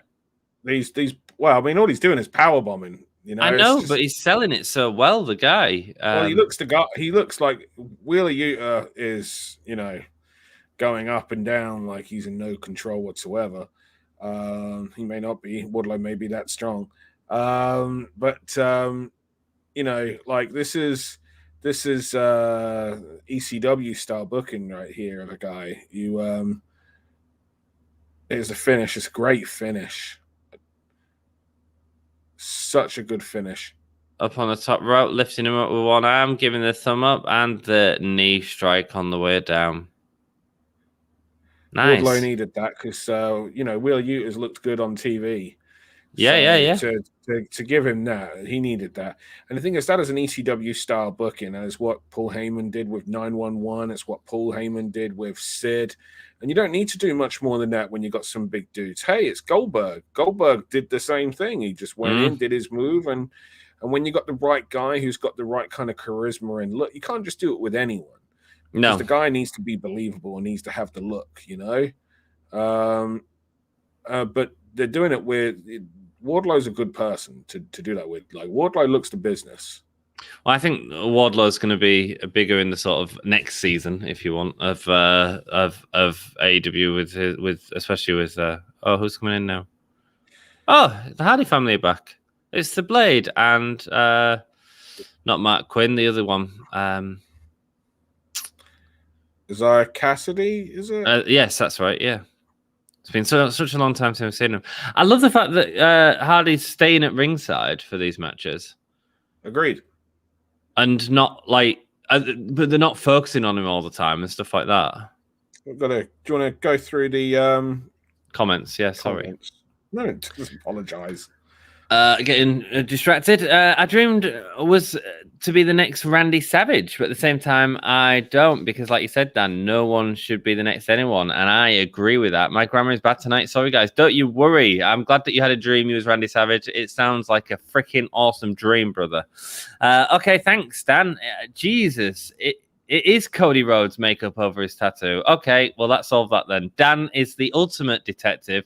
Dan is the Murder, She Wrote. What was the lead character in that, Dan? Jessica Fletcher. Thank you. The what? Say again. What was her name? Jessica Fletcher. Jessica Fletcher. In Murder, She Wrote. Yeah. The old woman was called Jessica Fletcher. Yeah. Oh. That was the character name. I don't know what the actor's name was, but the character was Jessica Fletcher. Dan is Jessica Fletcher of the Gimme Hulia podcast, right there. I could have used any detective. I decided you could have gone Columbo. You could have gone Kojak. What with the bald head? No, I went Murder, She Wrote, mate. Could have gone Bergerac and completely thrown anyone that watches from another country. Well, strong man. The other day, the first episode of Bergerac, that was not good. On what? Sorry, Bergerac on BritBox.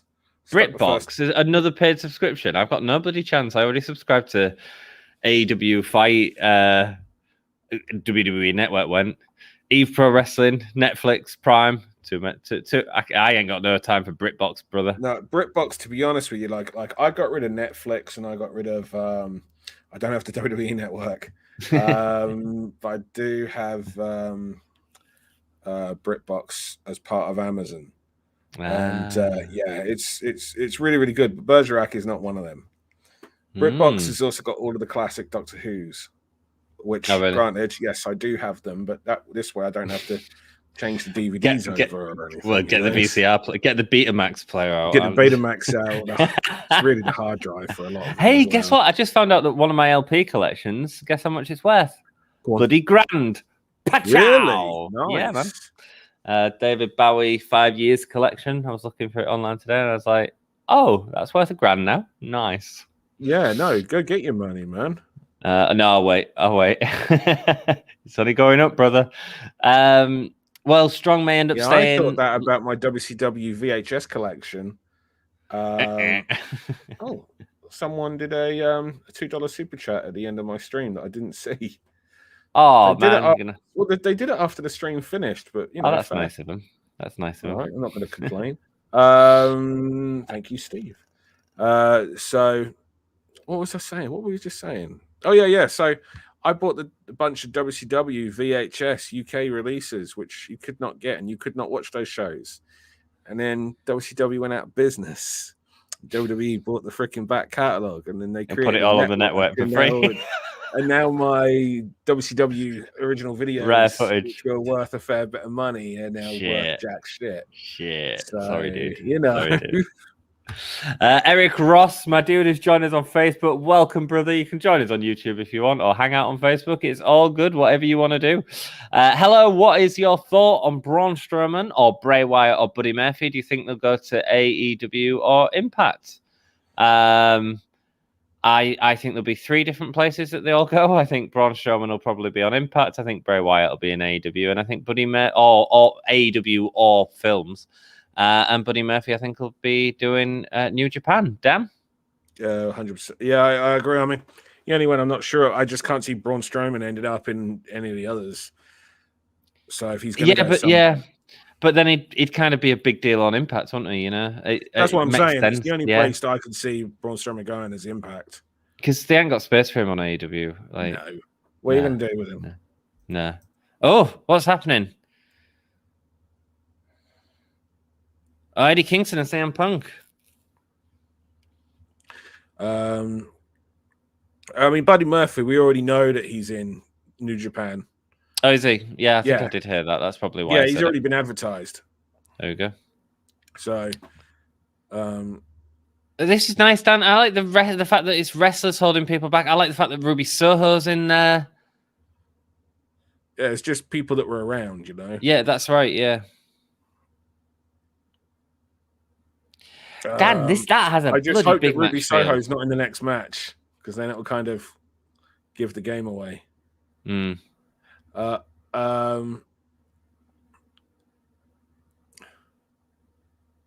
Oh, Kingston's running. Kingston's running. Take the long way round. Kingston's out of breath. Kingston needs a coffee break. I mean, that's a long way, you know. Like... I know it was a bloody long way. That's why I'm saying for it. He ran half a mile. That's the okay. Yeah, Russian Dante Martin. Yeah, against Matt Sydal, and there's another youngster that he's got as his partner. I've forgotten his name. Lee Moriarty. Lee Moriarty. That's it. Moriarty. Eric Ross had another question right after. He certainly did. What do you think the chances are of seeing AJ Styles or Samoa Joe in AEW or Impact? I think if it was going to happen, it happened. They had the opportunity. For Samoa Joe had the opportunity, and we saw him re-sign with WWE. Yeah. So he's happy with whatever deal he's got there and whatnot. And I'm sure maybe he sees himself a little bit more of a long-term, job security there. I think Styles. I think AJ has said that he's ending his career in WWE at the end of this current contract, hasn't he? Yeah, but I'd also say never, Dan. I mean, I never say never. I mean, it's wrestling, but if we're just going on the likelihood as opposed to definites, I would say that, it's hard to say. The thing for AJ Styles is will he feel satisfied by whatever they do for the end of his career? I think that's the big sort of factor, Dan. I think AJ Styles seems to me like the type of person who he's incredible, and he seems to me like he'll want to go out in a great fashion. And will he have the potential to do that in WWE? I don't know. Will it be fulfilling? I don't know, because WWE could very feels well be that like he finishes his contract and he goes to AEW and has like that one match that he wants to have. Yeah. I want to finish my career with a match with Daniel Bryan. I just don't think that Samoa Joe seems to be in that same mentality, because he had the opportunity, and yeah, I'd agree. That's the difference. We've seen what Joe wants to do because he got released. Great questions, though, Eric. Thank you so much. Give us a thumbs up on that video; it really helps us out. Hi, says Mikhail. Welcome. Sup, Mikhail. Well, Strong may end up staying longer as he's NXT Cruiserweight Champion. He might do. I don't know. Yeah, but that depends. Like, Strong ain't going to be a belt mark. No. So Strong will just. But at the end of the day, like, I don't know, like, what his contract deals is. You know, so I mean, I may be able to quickly find out, but I don't know what is. No. They seem like they've got a lot of the Japanese female talent on Dark. Just looking at the things, I wonder why we're not seeing them at all on Dynamite or Rampage. I'm just going to go grab my cigarette stuff, Dan. Just bear with me 2 seconds. Okay. So, guys, you're all stuck with me now. So I'm just seeing if I can find any.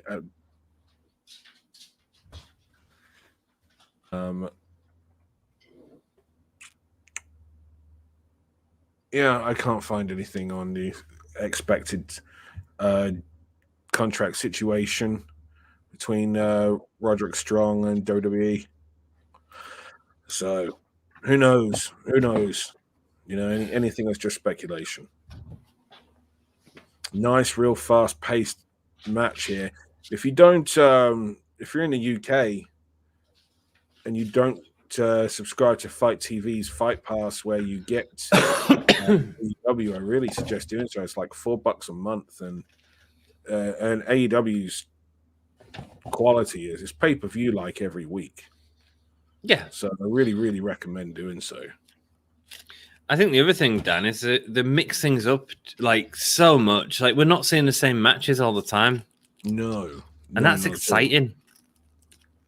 It is. And it's not like they're giving us everything either. They're just giving us different things all the time. And that's what's genius, in my opinion.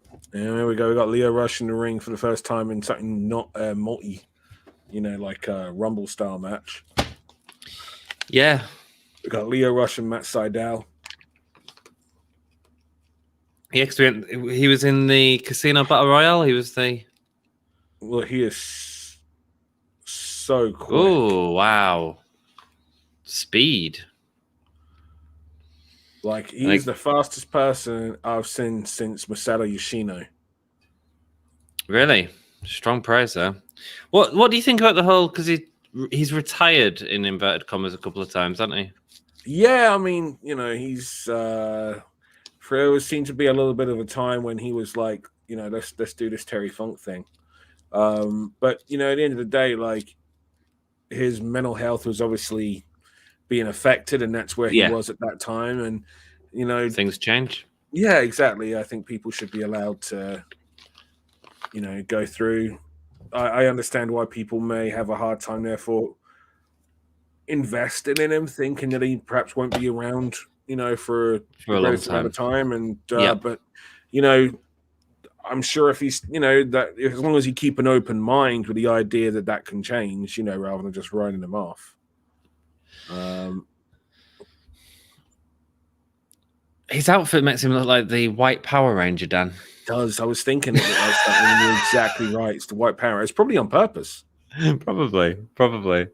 Actually, that's got to be. That's White Power Ranger. Yeah, you're right. Yeah, there you go. That is White Power Ranger. So why is Dante Martin not the Green Ranger or something like that? Let's have fun, guys. Did you see Dante Martin versus Frank Kazarian on Dark last night? I didn't. An experienced wrestler versus a 20-year-old veteran. Dante Martin is AEW's Ricochet. Them two are amazing. The moves they can do. Yeah, it's that. He's got that thing that Montez Ford has, where they just seem like they're in the air forever, and it's beautiful. I did see that match. It was a good wee match. Good for Dante Martin to be in there with more people like Frankie Kazarian. Frankie Kazarian, one of the real most underrated wrestlers of the last 20 years. Mm-hmm. Have you ever worked with Frankie Kazarian? No. Trying to think. He's never worked for me. Trying to think if I've worked any shows with him. It's possible, but I don't. It's possible. It's possible, but I don't recall it. Right. Okay. Eric Ross says, I heard a rumor. Don't know if it would be true. It would be awesome. Bray Wyatt joining Black or the Dark Order and bringing in his brother Bo Dallas. Yeah, that rumor goes around all the time.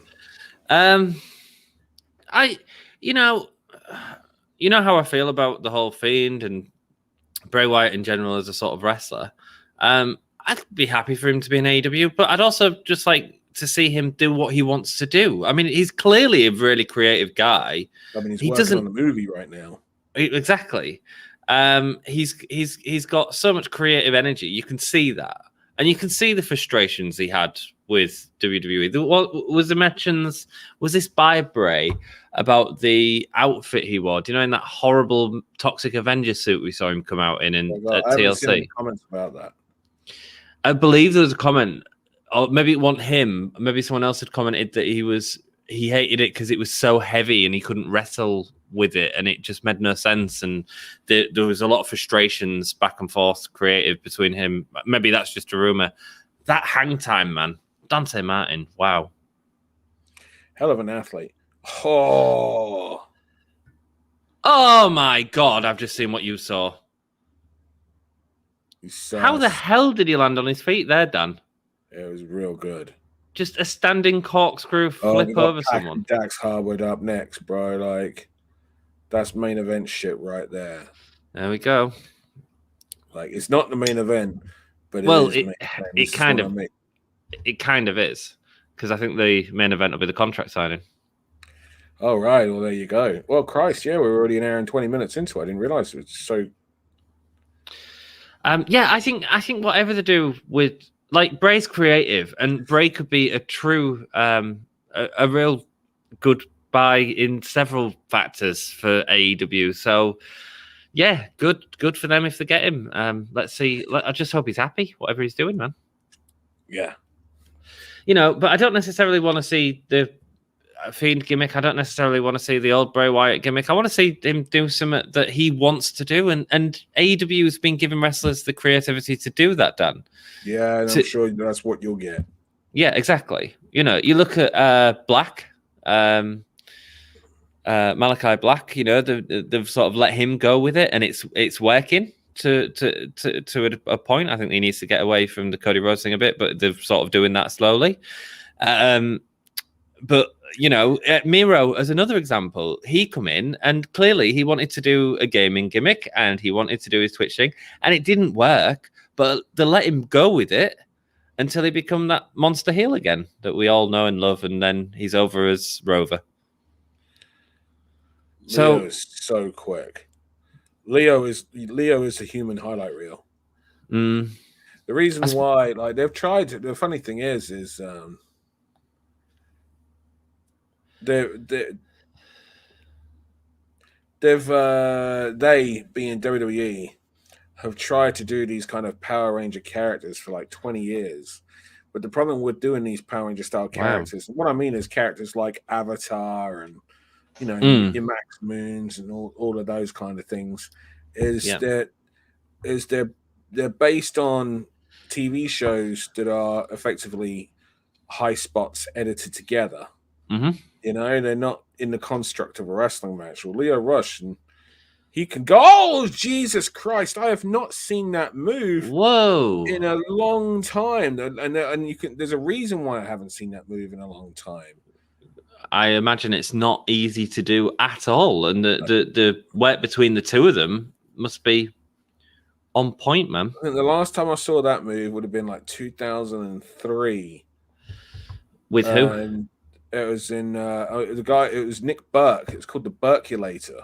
He's the guy that invented that move. Oh, what a match this has been, Dan. Wow, did you expect anything less? Tons of athletic guys, you know, that are just there to try to, you know, make the most of their TV time. Dante Martin, sorry, spelt wrong. Leo Rush is a manager. Not sure if he's going to wrestle again. Wait and see, because he's good. I thought he was good as last year's manager. He's wrestling now, and I tell you what, I'm bloody glad he's wrestling now because he's looking out, freaking standing, fresh. Yep. We haven't seen this character and not the Blackheart character that he used to do on the Indies as well. Right. Nice. There we go. That'll be the finish. Oh, beautiful moonsault. Wow. Dante Martin with the Chris Chetty double springboard moonsault there. And what's Bloody nice brilliant. here is we're setting up for, the return of Dante Martin's brother and what will happen with him and Lio Rush at that point. Interesting, man. And Lio Rush looked exciting there. he really did, man. Like, he looked like a star. He looked exciting. He looked like a breath of fresh air. Yeah. He looked like he's not missed a step, Dan. Yeah, he looked great. He looked really, really great. Jeff Adams, I think it's okay to retire, take a step away. Sometimes it's good to stop and reassess. Absolutely. Not just for for mental health as well, Jeff. Absolutely, mate. Clearly, wrestling's something he keeps coming back to, and clearly that's a good thing. After that match, I'd say we're lucky to have him back. That was insanely good. Will Rally Sport, I heard in news he's not allowed to use a Fiend mask or gimmick because WWE own it. I wonder what he's going to do. Put him leader of the Dark Order myself, personal opinion. Yeah, you could do something there, definitely. The Fiend mask and gimmick, absolutely not. I mean, that's was WWE paid Tom Savini to design it, didn't they? And Well, if I remember, they did, but if I remember correctly, that was under Bray Wyatt's request. Right. But Bray can do something different. He don't need to go to the Fiend anyway. We need to get out of the habit of saying Bray now, actually, don't we? Wyndham Rotunda. Excuse me. Yeah, I suppose we do.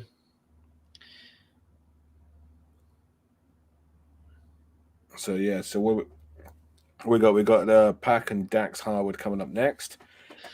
Miro's been so good. Miro is good, bro. Like, yeah, Miro is good. It's what I mean. Like, this AEW roster is stacked. It really is. It really is. After that, I need Leo and Dante versus Lucha Bros. And mate, carry on having matches like that, and absolutely. I want to see him with FTR, bro. Yeah, man. Yeah, that'll be great as well. So FTR did a work thing. I don't know if it's a work or not on Twitter. One of them had mentioned something about something that had happened, and they said, you'll find out our opinion in so many days or something like that. Did you see that, Dan? No. With the idea that the contract's up and that they'll speak then or something like that? I mean... I don't know if it's a work or not, though, because that's a... Who knows? Wrestling. Right. Exactly. They gotta do things to try to get people talking and interested, and that's one of the things they're gonna do.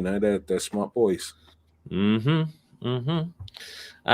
Lio Rush's second match in AEW after when he was the Joker in that Battle Royale. Good for him. Absolutely, mate. Absolutely. He looked like a star, I thought. I thought he looked amazing. I mean, he was good as a manager as well for Bobby Lashley all that time. He's a charismatic motherfucker. He that's the thing. The guy can promo. The guy can work. The guy can, he's ridiculous. It's a good dude. Guys, it's freaking awesome to be back. Thank you so much, everyone, for joining us. Do hit that like button for us. It really helps out the channel. Let Dom know that people join me. Yeah, right. No, it does help us out. It lets people know that we're all hanging out, watching a bit of wrestling together. And thank you for joining me, Dan. I missed you, man. No, and you, bro. And you, I'm sorry. I'm absolutely shattered, so I'm not, It's all good. It's all good. All the charisma. You never are, Dan. Would you be the moth or the match? So do you want to be the man of the hour or the match of the year? Oh, he's both. Well, he has all the ability to be both if he wants to. Definitely man of the hour. This hour. Match of the year is kind of like a lot of people talk that already. So, man of the hour, which I assume is what Moth stands for. I thought it was a Godzilla reference. Mothra. Okay. I'm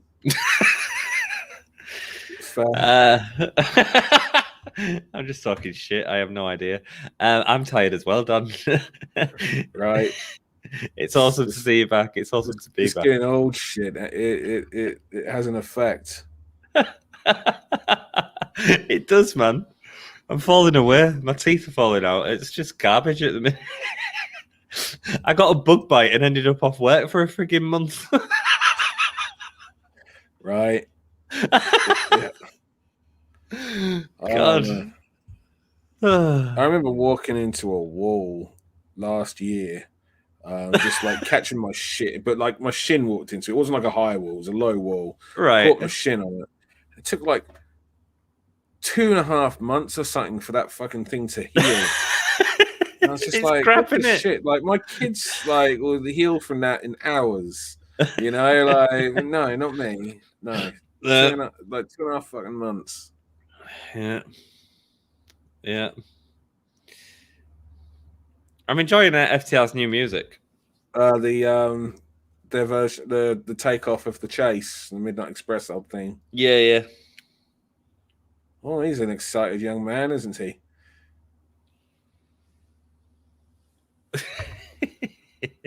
I think I just saw who you was on about. Yeah. He's so good. You know, one of the great things about Pac, right? He remains constantly over. Yeah. Constantly has great matches. Yep. People talk about him. Mm-hmm. He has no social media presence whatsoever. Does he not? No. He's not on Twitter. He's not. Well, he's on Facebook, but like only to. Do you know what I mean? Like people that know him. Yeah. Yeah. Right. So, but like, and I bet it's the most obscure because you're clearly on his Facebook. I bet it's just like pictures of the countryside and. It's not. Do you know what I mean? Like, it's not. You ain't getting. Went to Disney World this week. Do you know what I mean? Like, you ain't getting that shit. You know, not photos of his dinner, Dan. No. Like, you know, like he's. You know, he maintains this kind of level without any social media. Nice. You know, what a dude. Yeah.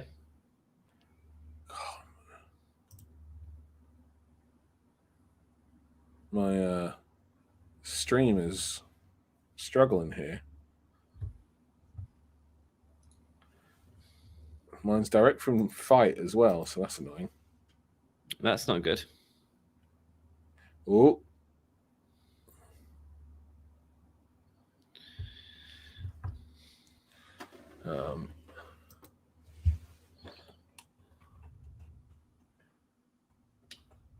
How you doing there? This is just gone one full silence. Sorry, I'm just watching the match and falling. I'm just tired. I'm just tired. I hear you.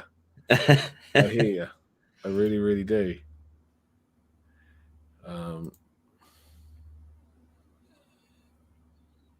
I think Jim Ross has got a really good point. It's the nuances with these two guys, isn't it? It's the transitions.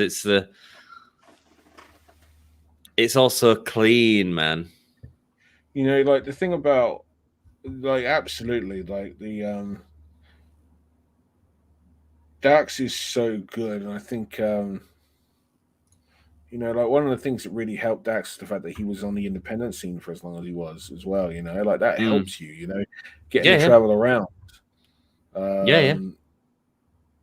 Working with different people, stuff like that. With different people, and you know, like he worked for 01 as well, which is a Japanese company. I think he did a couple of things for Ring of Honor, and you know, he was whatever the versions of like the NWA were at the time. You know, like he got around. You know.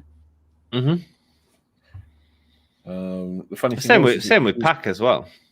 Well, Pac, yeah. I mean, Pac is a different kettle of fish. I mean, I was, you know, first time Pac worked for me, you know, he was 19 years old.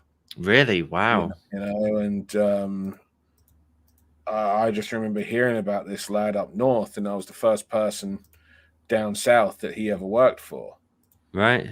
And the thing is, I just remember hearing about all these stories about this guy that could do all these amazing things, but we'd heard about them all the time, and usually, like, yeah, they were great athletes, but their fundamentals were really not to good. scratch. No, and they didn't look good neither. They were just skinny lads that could do gymnastics. Mm-hmm. And then Pac, 19-year-old Pac turns up, and it's just like, and he's ripped and freaking doing just like tremendous wrestling holds in addition to, and he's listening and he's having like good matches. Okay, he doesn't know what he knows now, but he was way above most people at that point in their career. And as well as doing like some of the most amazing high risk, things you'd ever seen. So he's and then you think, I mean, it only makes sense that the place that he ended up going to Japan and working at Dragon Gate there, which is incredible. One of the best and most underrated promotions of all time. Mm-hmm. They did a bit of the build up to AEW as well, didn't they? Well, Dragon Gate. Yeah. Well, what it was Dragon Gate was started by Shima. And but Shima has nothing to do with Dragon Gate anymore. But the Young Bucks, Dragon Gate is where the Young Bucks really made their name. Shima brought them over, and so there's always been this loyalty from the Young Bucks to Shima. But Shima no longer has anything to do with Dragon Gate, even though it was promotion he started. And instead, he started OWE, Oriental Wrestling Entertainment. Right. And that was what AEW were going to be doing things with. But that never really... Oh, what's happened? Someone's bleeding. Yeah. I saw Aubrey put in the... Is it bleeding from the chest? Either that or Pac is bleeding, and it's blood from him that's got onto Dax. Well, I saw Aubrey putting the gloves on while Pac was inside the ring, and it looked like Pac might have been buying some time. I think it is. I think it's just a chop that's opened him up. Jesus Christ. I mean, he was giving some bloody hard chops.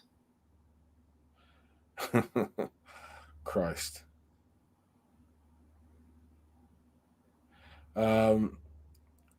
Ouch. Jeff's asked, so who's going to be the new member of the House of Black?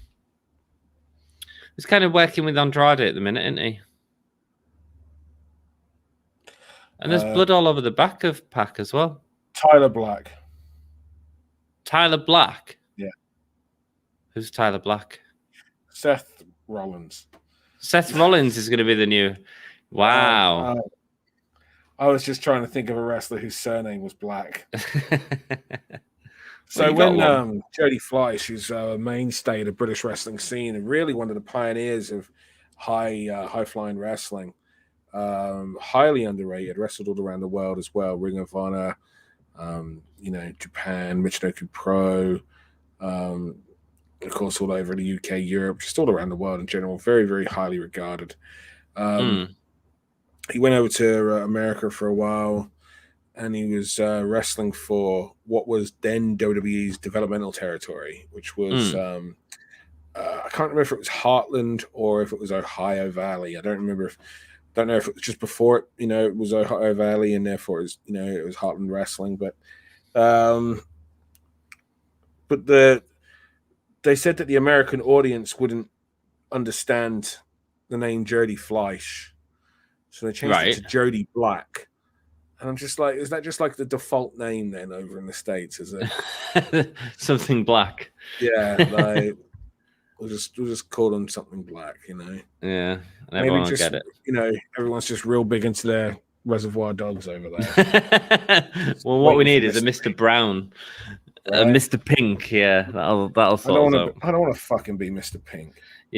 I'll be Mr. Pink then. I'll be Mr. Purple.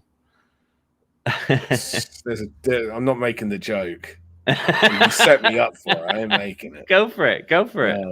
Bring it. Who's next? Do you think AEW is on the right track to be top of the mountain to put WWE out of business? There's a lot of talent leaving. Nia, Ember Moon, Kevin Owens contracts coming up. Could WWE go out of business? No. I mean, well, any business can go out of business. But there's two different questions there. Yeah. Do you think AEW is going to be on top of the mountain? Is one question, and do you think it'll put WWE at the top of the mountain? I mean, that is with any creative thing, it's in the eyes of the viewer, isn't it? Yeah, unless you've got ratings. Yeah, and even if we go by ratings, okay, well, the thing is, WWE has a lot more television deals than AEW. Yeah. Around the world. So even if, let's say, somehow, beautiful, let's say AEW start overtaking Raw on the ratings, right? Well, there's another argument, which is, yeah, but WWE is shown in more countries and watched by more people, and has more brand recognition. You know what I mean? So it's like who's selling more figures? Yeah, there's all sorts. Yeah, Do I think there's certainly competition. I think that they're definitely competition, and good competition. Forcing WWE to up the game at times as well. And also putting them off the game at times. And we don't know how WWE is going to be in 5 years' time. They've got a lot of history, man. We don't know who's going to own WWE in 5 years' time. No, exactly. Because here's the thing. It's just like, let's say, for example, they sell to Disney. And, who knows what Disney will then decide to do with it in a few years' time. Are you suddenly going to see... well, you're already seeing half the wrestlers in Star Wars, but are you going to see them in Marvel movies, But it could happen. It could absolutely happen. Well, so, yep. I hope not. Eternals wasn't a good indication of the rest of the Marvel. So, let's hope not. Just don't put wrestlers in it. A lot of Lucha House Party news this week. Did you see both Gran Metalik and Lince Dorado asked for release? And Kalisto was on AEW, but probably won't be back in AEW. John Huber incident. I didn't know about a John Huber incident. They're all great in ring. I didn't know about the John Huber incident either. I'm guessing that's something, from his WWE days. But I thought he looked good on AEW last week. I felt bad for Aerostar because I know what Aerostar can do, but he did not have a good showing last week. Did he not? I didn't see that match. No, and then he did. He would have done out big as well. Aerostar's known for doing something crazy as well, isn't he? He's the one that comes off the lighting rigs occasionally. Yes. Jeff Adams, they both have amazing execution and enough know-how to be able to smoothly cover up botchy moments by reacting to them in a way that you would in a real fight. Yeah, man. I mean, this has been a wonderfully technical match. Just really solid wrestling, man. And it's the variety show that AEW give us. We've just had this sort of Leo Rush, exciting, fast, high pacing, and now we're just seeing two really solid wrestlers with great fundamentals going at it in the ring, and that's great. That's what I want in a wrestling show. Nice. Great sell there. Only Logan got a 90-day non-compete. Did you see his YouTube video? Why is that then when he was in NXT, everyone else is set today? I saw it started playing. I didn't watch it, but I mean, I didn't realize that he had a 90-day. I didn't realize he'd been on the main roster at any point, but I guess it was just in his contract, guys. It depends what they might have started putting them on 90-day contracts in NXT. I felt bad. It was kind of gutting, although at the same time not gutting because should be earning more money. But there's always that part of you. It's just like, oh, cool. Hopefully I can use so and so. At such a point in time while it's still a little bit hot, coming off. But the 90 days is enough to call people's, Yeah. Unless they're able to do things like Rudy Soho did, for example. Yeah. Fingers crossed, I mean, 90 days is over. It's not the end of the world. And then they can do whatever they want to do, and hopefully be happier. That's the important thing.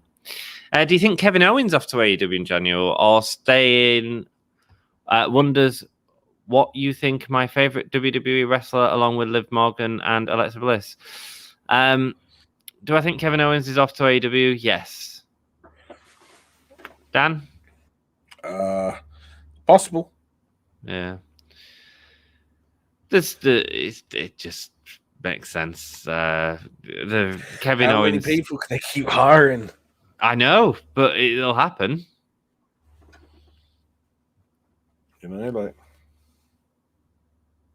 Yeah, they've got a loaded roster. Honestly, I think AEW is just trying to help WWE. The more pressure, the more WWE will pick up the pace. Jesus Christ! Slingshot Liger Bomb. I love any slingshot move, man. I think it's so cool. It's a cool way to use the ropes. It must hurt like hell, Dan.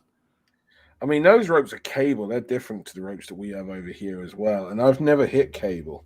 So I don't know what they're like. No, so I don't know what the padding's like. I don't know what I have no idea. I know it's sturdier, but that doesn't necessarily mean that hurts less or hurts more. Yeah. Rope burns. Rope burns. WWE use real rope. AEW, that looks like steel cable with tubing. Steel cable with tubing around it, yeah. Yeah, well, they've got a lot of people that use the ropes, haven't they? So they might need that stability more. Yeah, I mean, I'm surprised that WWE don't use them, but they obviously have their reasons. Kick out. Could AEW be king of the hill in terms of ratings, etc.? That was an immediate submit. Jesus Christ. Nice.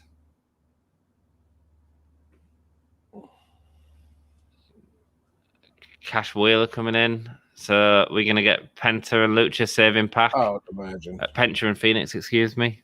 Because they've got a match against FTR on Saturday, haven't they? For the AAA tag titles, I think. Yep, that's right. So I assume FTR will win that. Or I don't know. Interesting. And the lights have gone out. It's Lucha and Phoenix, right? Or Malachi Black, or I don't know. Malachi Black? Oh, helping FTR, maybe. Yeah. Or Bob Holly. Ah, there we go. Bob Holly. Why not? Why not? Yeah, you was right. Malachi Black and Andrade. Well, FTR have been helping them, so it looks like we've got that faction there, man. You know, just once I'd like to see the lights go out, then come back on, and it's Bob Holly. But Bob Holly is Sparky Plug.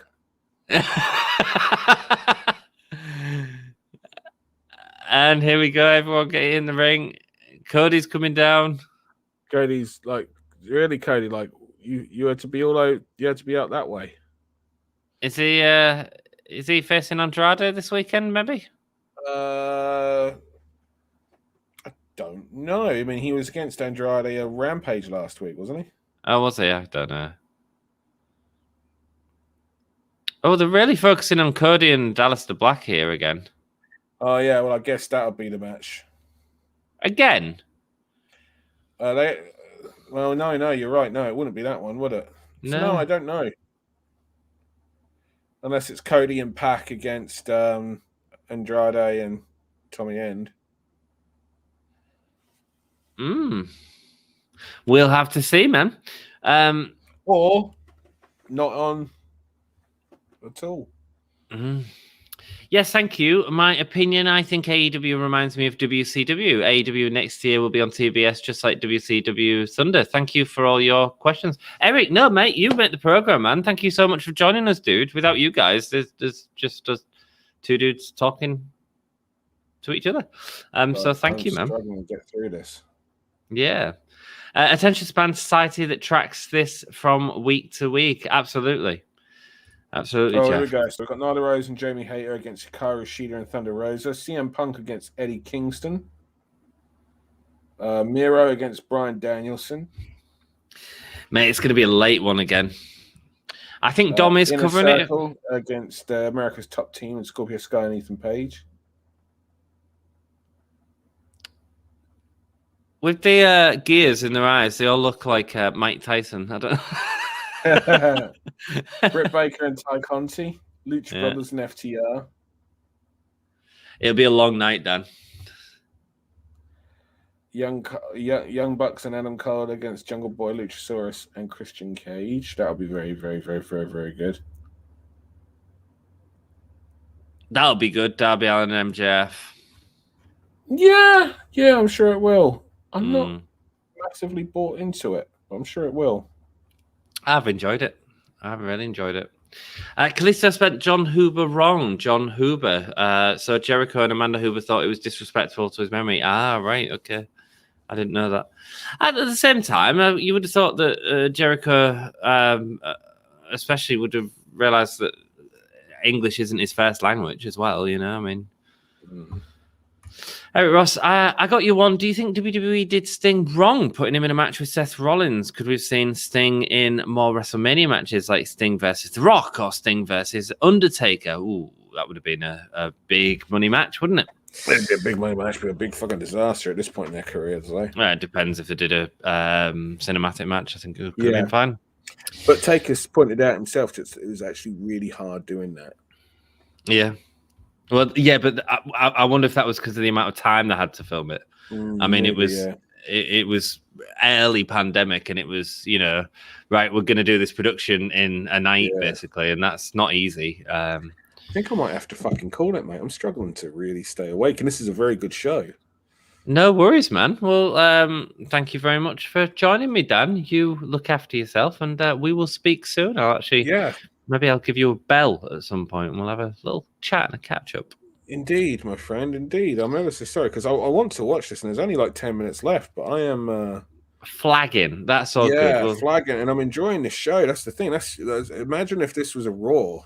You wouldn't be here, Dan. Let's be honest. No, that's true. I've got a lot of... I've had it was a big, long weekend. That's all good, man. And I've got a lot going on to catch up, and I've got to sort out running 4 shows in 4 weeks, and it's just good luck with everything. A freaking, it's a lot, So. You're right. We've got it for Pac and Cody Rhodes against Malachi. Be a good match. Be a good match. Okay, so how many matches is that? Like 9. That's matches? a lot. Yeah, it's a lot. The WWE pay-per-views before, where 4 hours long, and because every match is so good. Yeah, it's exhausting. It does, yeah. It's crazy to say that is literally the level. Is any what? Dark Order and the Unbets have been forced to leave. Yeah, that's right. Yeah. Right, you go. Yes. All right. Good night. I love you. See you. Thank you. Cheers, Dan. Good night, mate. Good night. See you later, everyone. Enjoy and subscribe if you haven't already. Do it. Go check out Pro Wrestling Eve, where you can see some of Dan's content that he's created. It's outstanding. Take it easy, brother. Am I on 29 yet? Let me have a quick look. 20. Oh, 2 away. Come on, you fuckers. 2 people. Two of you can fucking get us on there. 2 people. See you, mate. Good night. Well, it's also always awesome having Dan on the stream, so I hope you guys enjoyed that as much as I did. In terms of your question, Eric, thank you so much for that question. Great question. Yes, I think we could have seen more matches. I think I would have liked to have seen the Sting and the Undertaker cinematic match, but we never got it. I think an actual live match would have been a disaster. But yeah, I thought it was. I think we probably would have seen more, but it didn't happen, did it? Unfortunately. Cool. I'll just change the ticker. There we go. Which I think I forgot to do a few times tonight. But yeah, Eric, it's been awesome having you here tonight. If you want to join us on YouTube, absolutely do. Subscribe to the channel. It really helps us out, mate. Or you can catch us live on Facebook as well. Just keep an eye out. This story is amazing. Trey Baxter got released, and straight away he booked himself on a GCW show. 30 days later, the day he's allowed to wrestle again. Advertised and everything. Well done to him. Absolutely well done to him. Good for him.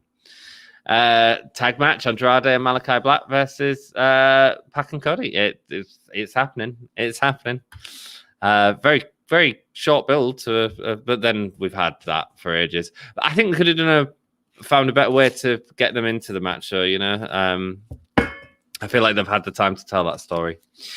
Saturday, me and Joey are going to have full gear on. Nice. My dude Dom will be covering it. Left-handed six, rolling, and a deep dish pizza. Brother, that sounds like a freaking hell of a night.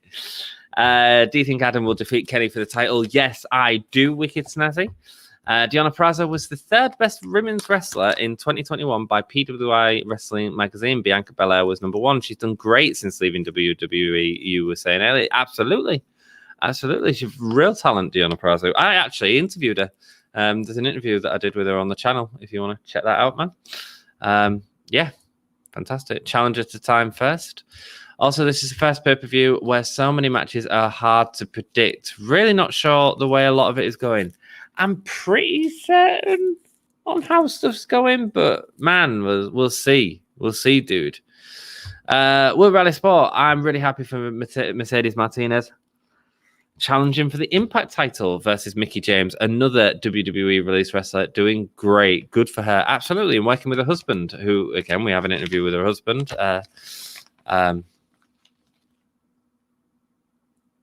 Husband's name, NWA champion. It escapes me. It's 3 a.m. Give me a break. Check out the channel. Yeah, absolutely, man. Yeah, really good for her. And good for Mickie James. Yeah, I'm really happy for her.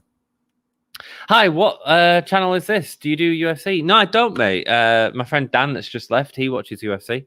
But we don't tend to do it on this channel. But we do a lot of wrestling watch-alongs, just have a chat with the community as we're sort of watching it. And it's just a fun way to enjoy wrestling with people. Do you know what I mean? So if you want to subscribe to the channel, help us out. Do rock and roll, man. Like the video. Always helps us out. You can take it back if I do something too offensive. This is going to sound stupid, but they really should have found a cooler clipboard. I haven't seen the clipboard. Let's see the clipboard. I want to see the clipboard. Kenny Omega's bigging up the fans.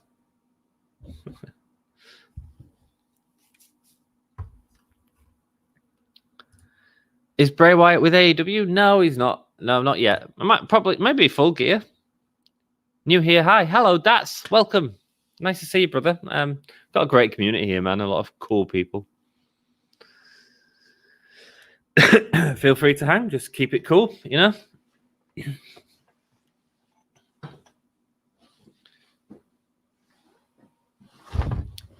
Kenny Omega putting over Adam Page, saying that he gets back into the saddle every time he falls off the horse.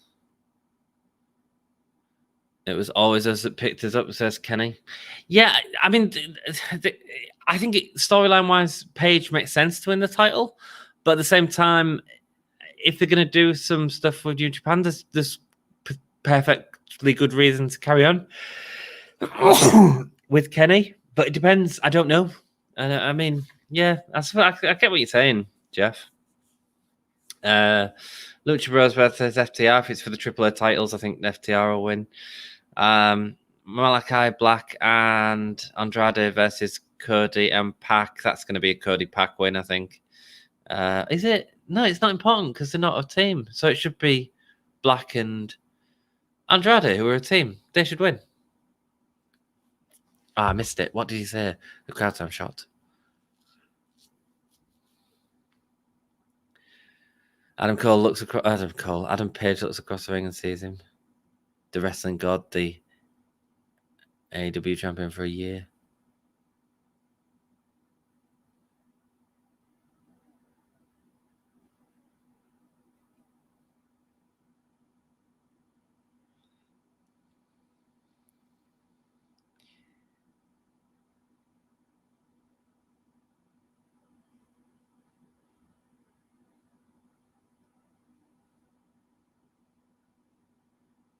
Good job. I'm proud of you, is what he said at the match at Full Gear last year. And now he's saying that Kenny Omega was afraid of him.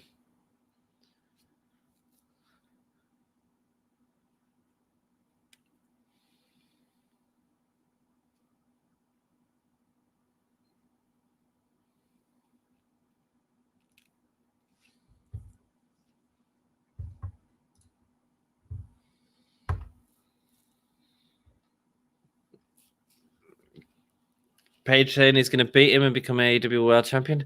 I think the interesting thing with this, guys, is this match feels like it's had a really long build, years going into this sort of match.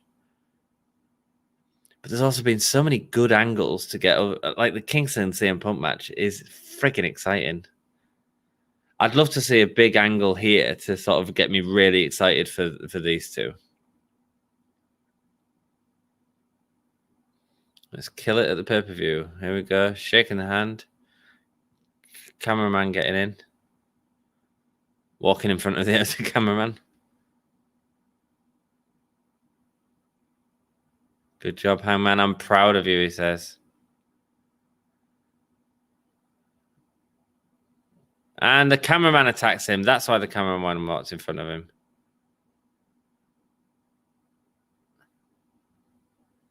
Oh, it's Don Callis. I did it because I love you.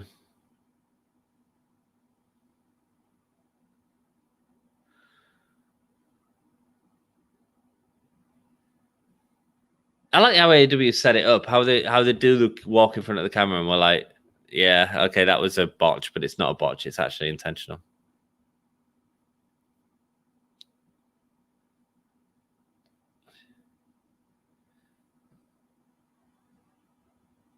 Oh, and Paige is bleeding, and Kenny's putting the blood of his head into the contract to sign it.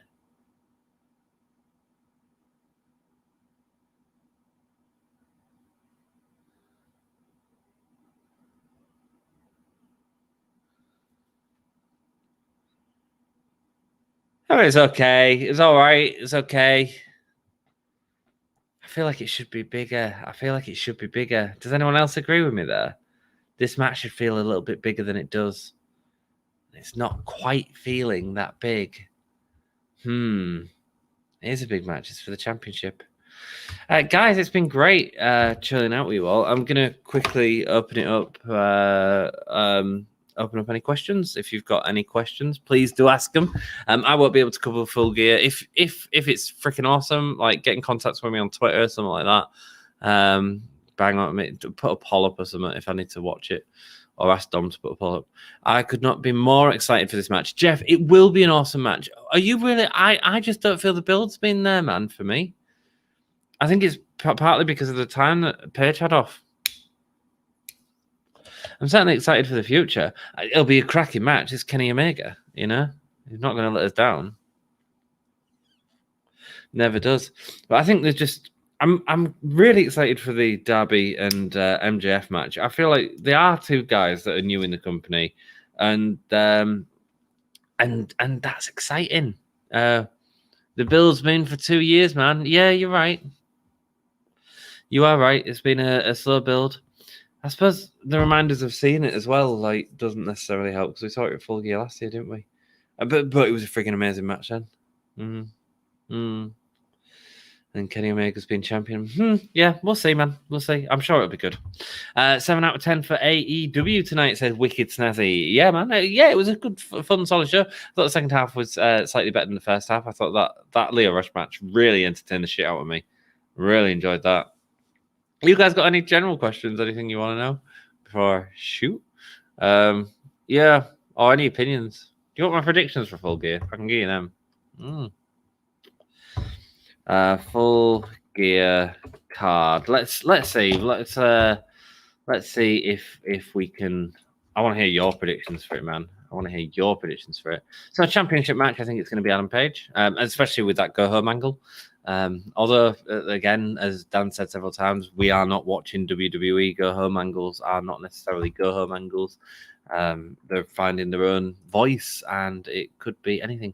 Why am I downloading Chrome? Get off me. AEW card. I hate when I type into search and it comes up on Bing now. I need to change that shit. AEW Full Gear card. That's the words.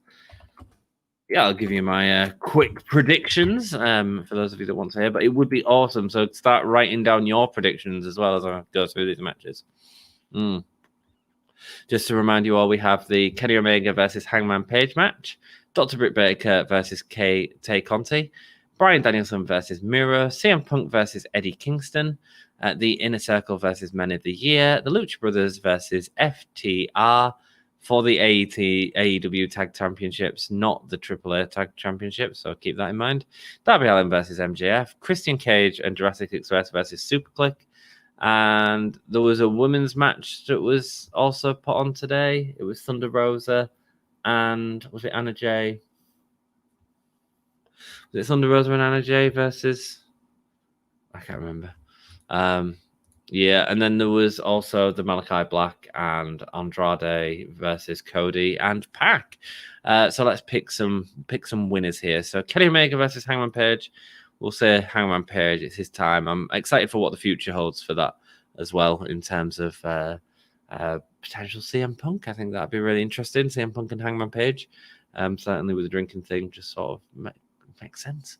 It'd be quite interesting to see him sort of go off the rails. Maybe he loses, and maybe that's a story you do. I don't know. But also, I feel like Page has been constant, hasn't he, throughout? And you're right, Jeff. It has been a 2-year story. They tend not to deviate from stories when they don't have to. So maybe it's definitely not the time to swerve us all. We will see.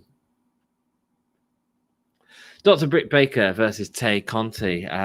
It's got to be Britt Baker, hasn't it? It's time for Britt Baker to win, but I'm pleased that Tay Conti is getting this spotlight, and I'm hoping that we see a match with a lot of the sort of judo stuff that Conti can do. I think that's really exciting. So hopefully we'll get to see a lot of that. The World Championship Eliminator Tournament, Danielson versus Miro. I think this is going to be a Miro win. I think when Page wins the title, Miro makes perfect sense as the next contender.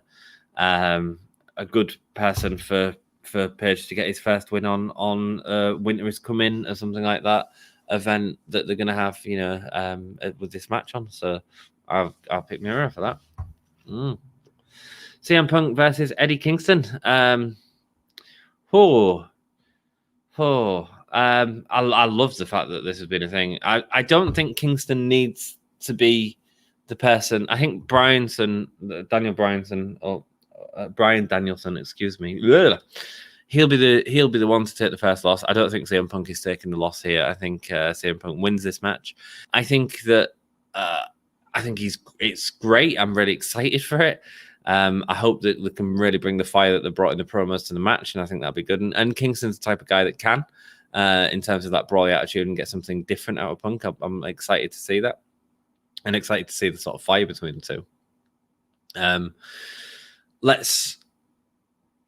I think CM Punk wins that. And I also don't think Kingston needs to have CM Punk's first loss for him. I don't think that necessarily helps Kingston as much as it could someone in the future. Does that make sense? Maybe MJF. MJF have beaten CM Punk for the first time. It'd be a really good sort of helping story to his story that's going on at the moment. The Inner Circle versus Men of the Year. Look, there's potential for it to be fun. I'm not that excited about it, but I think the fact that Ethan Page and Scorpio Sky are in it, we're going to get some good wrestling in it. I think the other guys, there'll be a lot of fun between Dan Lambert and Jericho, I have no doubt. It could be a real fun match. I'm just not that interested in it. I don't know the other guys. That's my problem. Junior Dos Santos and Andrade Arlovsky. So I think the Inner Circle will win this, and Dan Lambert will get beat. And I think that's all it'll be. Lucha Bros versus FTR. This is for the AEW Tag Team Championships. So I think it's going to be Lucha Bros. I think that this is going to be a cracking match. So it's interesting because Lucha Bros probably have Match of the Year contender against the Young Bucks when they won the titles, and this has exactly the same potential to be Match of the Year. There's a couple of matches on this card that have potential to be that, including this, the main event, potentially even Darby and MJF. I think they're going to do some really good stuff. Going into Darby Allin versus MJF, I think this is MJF win. I think MJF has potential to be the next champion. I don't know if Page's run is going to be quite as long as the last few runs that we've had. I think MJF winning it and sort of going on that tear would be really good for him, and taking it off Page would be really good for him. So why not use this moment to start building him up? And one of the things that Darby has is he has the ability to be the guy that loses. We saw it with Cody when he lost a couple of times against Cody and then gets a big win.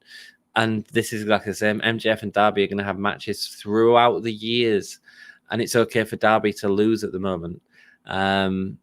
it's in years to come where we want to see that heel get beat, and who knows, maybe Darby takes the title off MJF. You can see how the story sort of progresses with that, and it all sort of makes sense. So for that to happen, it's okay for Darby to lose here. So that's why I've got MJF winning this one.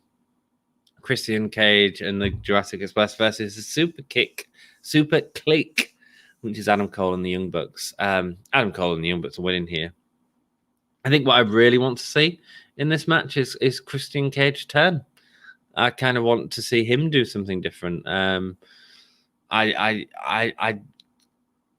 feel like I don't feel like he's really exciting me at the minute. So I think a heel turn would be a really good, a good talking point of the pay-per-view and a good direction for Christian Cage to go in the future. Christian Cage as a heel versus Adam Page as a face, it'd be a bloody good match, you know. So that's my predictions. What are your predictions? Go to the chat. Oh bloody hell, you've wrote loads. Thanks, Jeff. Thanks, Wicked Snazzy. I appreciate you both. Bill's been 2 years, man. Yes, man. I'd give it a 6, to be honest. Not a lot of states this time around, but some solid wrestling. Yeah, I think it was. I'd probably 6 or 7. That Leo Rush match was freaking awesome. It was refreshing, man. Hangman, Miro, Britt. Oh, right, here we go. This is all of the picks. So Hangman, Miro. Yeah, that's what I said. Britt, yeah.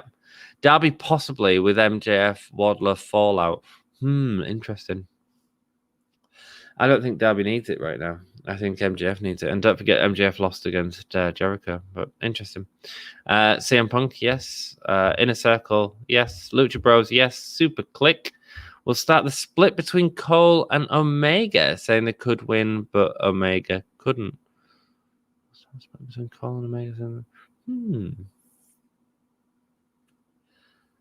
Oh, right, okay. There's an interesting story, Jeff. Love it. Love it. Yes. I'd be down for that. I also kind of want Cole to be the one that tears the Elite apart.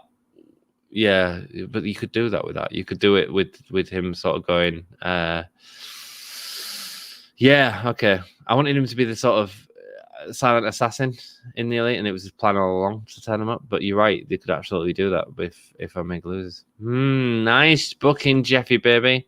Black and Andrade, yeah, they have to win. Pac and Cody out of team. They just put together to get them on the card. Adam Page, Britt Baker, Miro, CM Punk. Yes, that's all I chose. The Inner Circle, Lucha Bros, MJF, Super Click. Hopefully I got every match. So there we go. I mean, that's what I'm saying, Jeff. I don't think it is that sort of unreadable, but it's exciting. I wonder where the space is if they're going to bring Wyndham Rotunda in. Bray Wyatt. Maybe that's the Black Andrade match. I think Cole's going to turn on the Elite and regroup with Fish and O'Reilly. Yeah, the problem with that, it's a great idea. Down the road, potentially first match for the Trios Championship. Nice. Doing some fantasy booking. Yeah, man. Hey, fantasize away. I'm loving hearing it. The only problem with them turning on the Elite right now is that Kyle O'Reilly isn't signed with the company right now. And so it's hard for him to book that story. They might know. They might have had conversations. But he's still... Will he have a non-compete? Or if his contract runs out, maybe he won't. So who knows, man? Imagine the possibilities of Miro versus Danielson on a pay-per-view. Mate, it'll be a banging match. It'll be a banging match. And how exciting for them. I mean, both of them are a hell of a talents, and both of them are doing wonderful work at the minute. So, hell yeah, it should be good. I want to see Bobby Fish versus Nick Gage match in AEW. Nice. Yeah, that'd be a good match, man. I agree, Snazzy. Dudes, Jeff, Wicked Snazzy.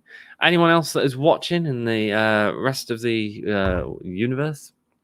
It's been an absolute pleasure coming back tonight. Thank you so much for joining me. I really do appreciate it.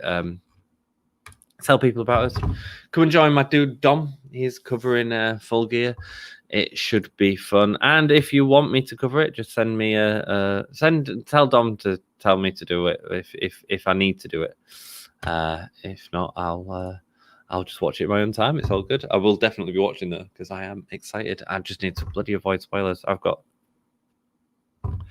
working Marillion of all bands on Sunday, and I've got Chicago. Jeff says, you're welcome, mate. You guys joining me, freaking rock. Dan joining me, freaking rock. Thank you. I mean, down the road. In the meantime, Cole's going to become de facto leader of the Elite, overthrowing Omega. Then after Bucks fail him too, he'll war with them and Fish and O'Reilly. Yes, nice, man. Nice booking. Nice booking. And then the longer term storytelling is you get Kevin Steen, Kevin Owens in as well, and that's the thing. That's the thing that gives them the advantage. Who knows? Yeah, we'll see. Exciting stuff. There's lots of potential there. So yeah, lots of stories potentially for Omega, which is maybe why he does need to lose the championship as well.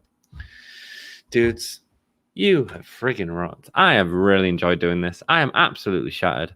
However, it's been awesome seeing you all. I will see you all on soon. Doesn't even make sense as a sentence. Hopefully I'll be back for Dynamite next week. If not, if you really want me to do a full gear, tune into the channel, man. I might do it on Monday.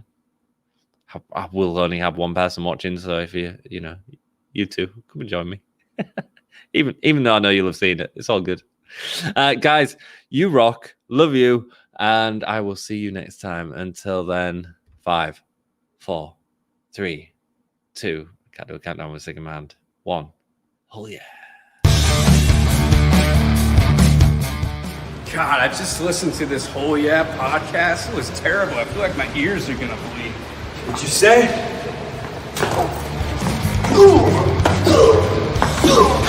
This is Darby Allen, and you're listening to Gimme a Oh Yeah podcast.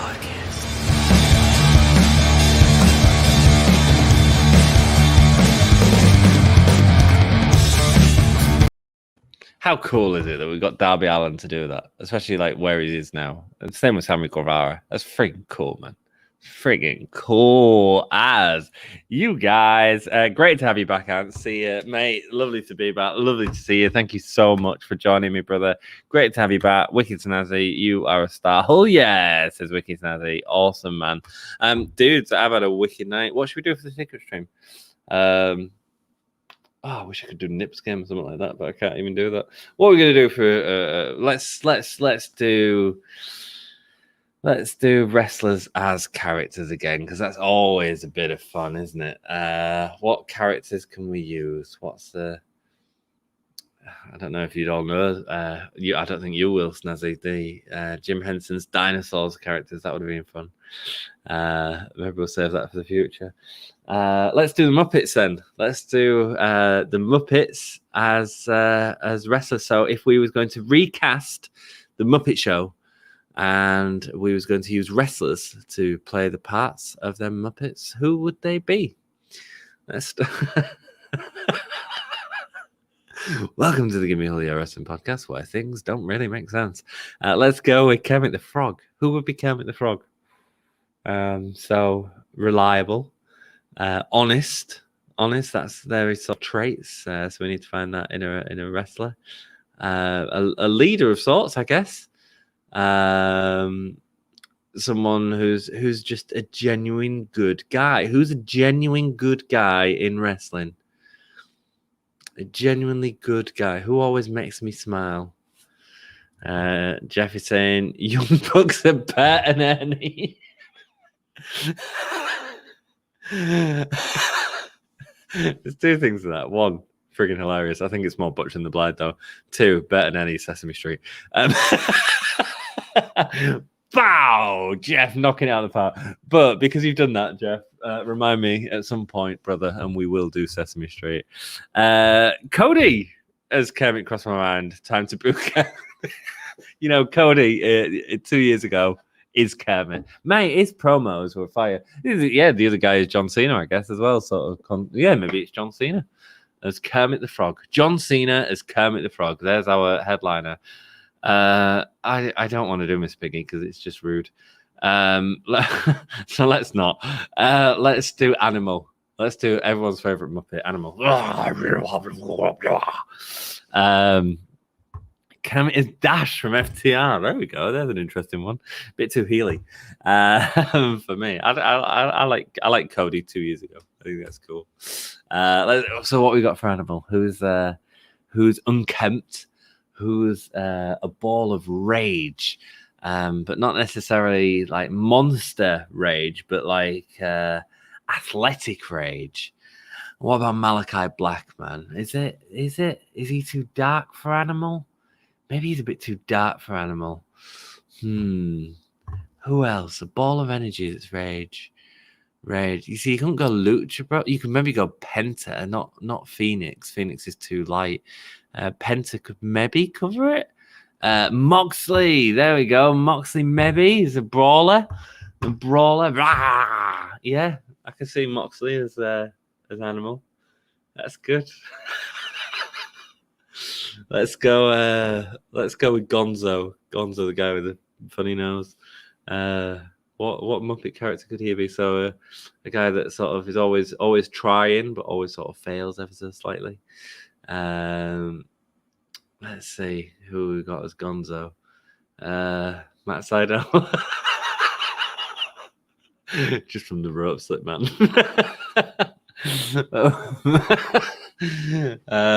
Gonzo, the amazing Gonzo. Yeah, it could be that. It could be Phoenix as well, I guess. Joey Janela as Gonzo. I like that, man. I like that a lot. I think Joey Janela would actually like that. Yeah, he could do. He could play Gonzo in our Muppets.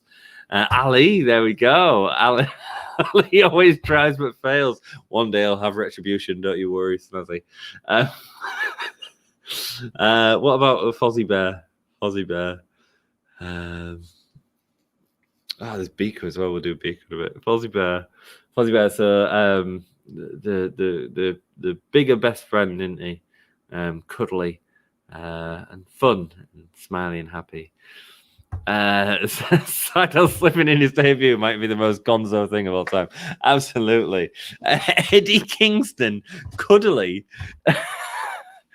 Maybe. But what about Jericho? Face Jericho. Could be face Jericho.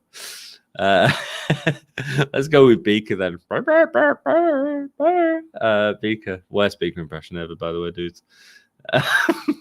Who the Acclaimed is Beaker? I should do this at the start of the stream because it gives me so much humor and energy. Eddie Kingston, yeah, Jericho, lol. He is, isn't he? Kind of, he's Fozzie. Well, yeah, Fozzie. He's got a band, Fozzie as well. Peter Avalon as Beaker, you pop me, man. I love it. Yeah, do Peter Avalon as Beaker. Any others? Is there any other Muppet characters that aren't Miss Piggy? There must be another female Muppet character. There's not, is there? Guys, I think you've killed me. I'm gonna go to bed with a smile on my face. But it's been absolutely great hanging out with you. Thank you so much. Tell people to come and hang out with us. And until next time, I'll see you on the flip side. That's a really corny way of saying bye, isn't it? Oh, I burped. Maybe I should have just pressed the button. Press the button.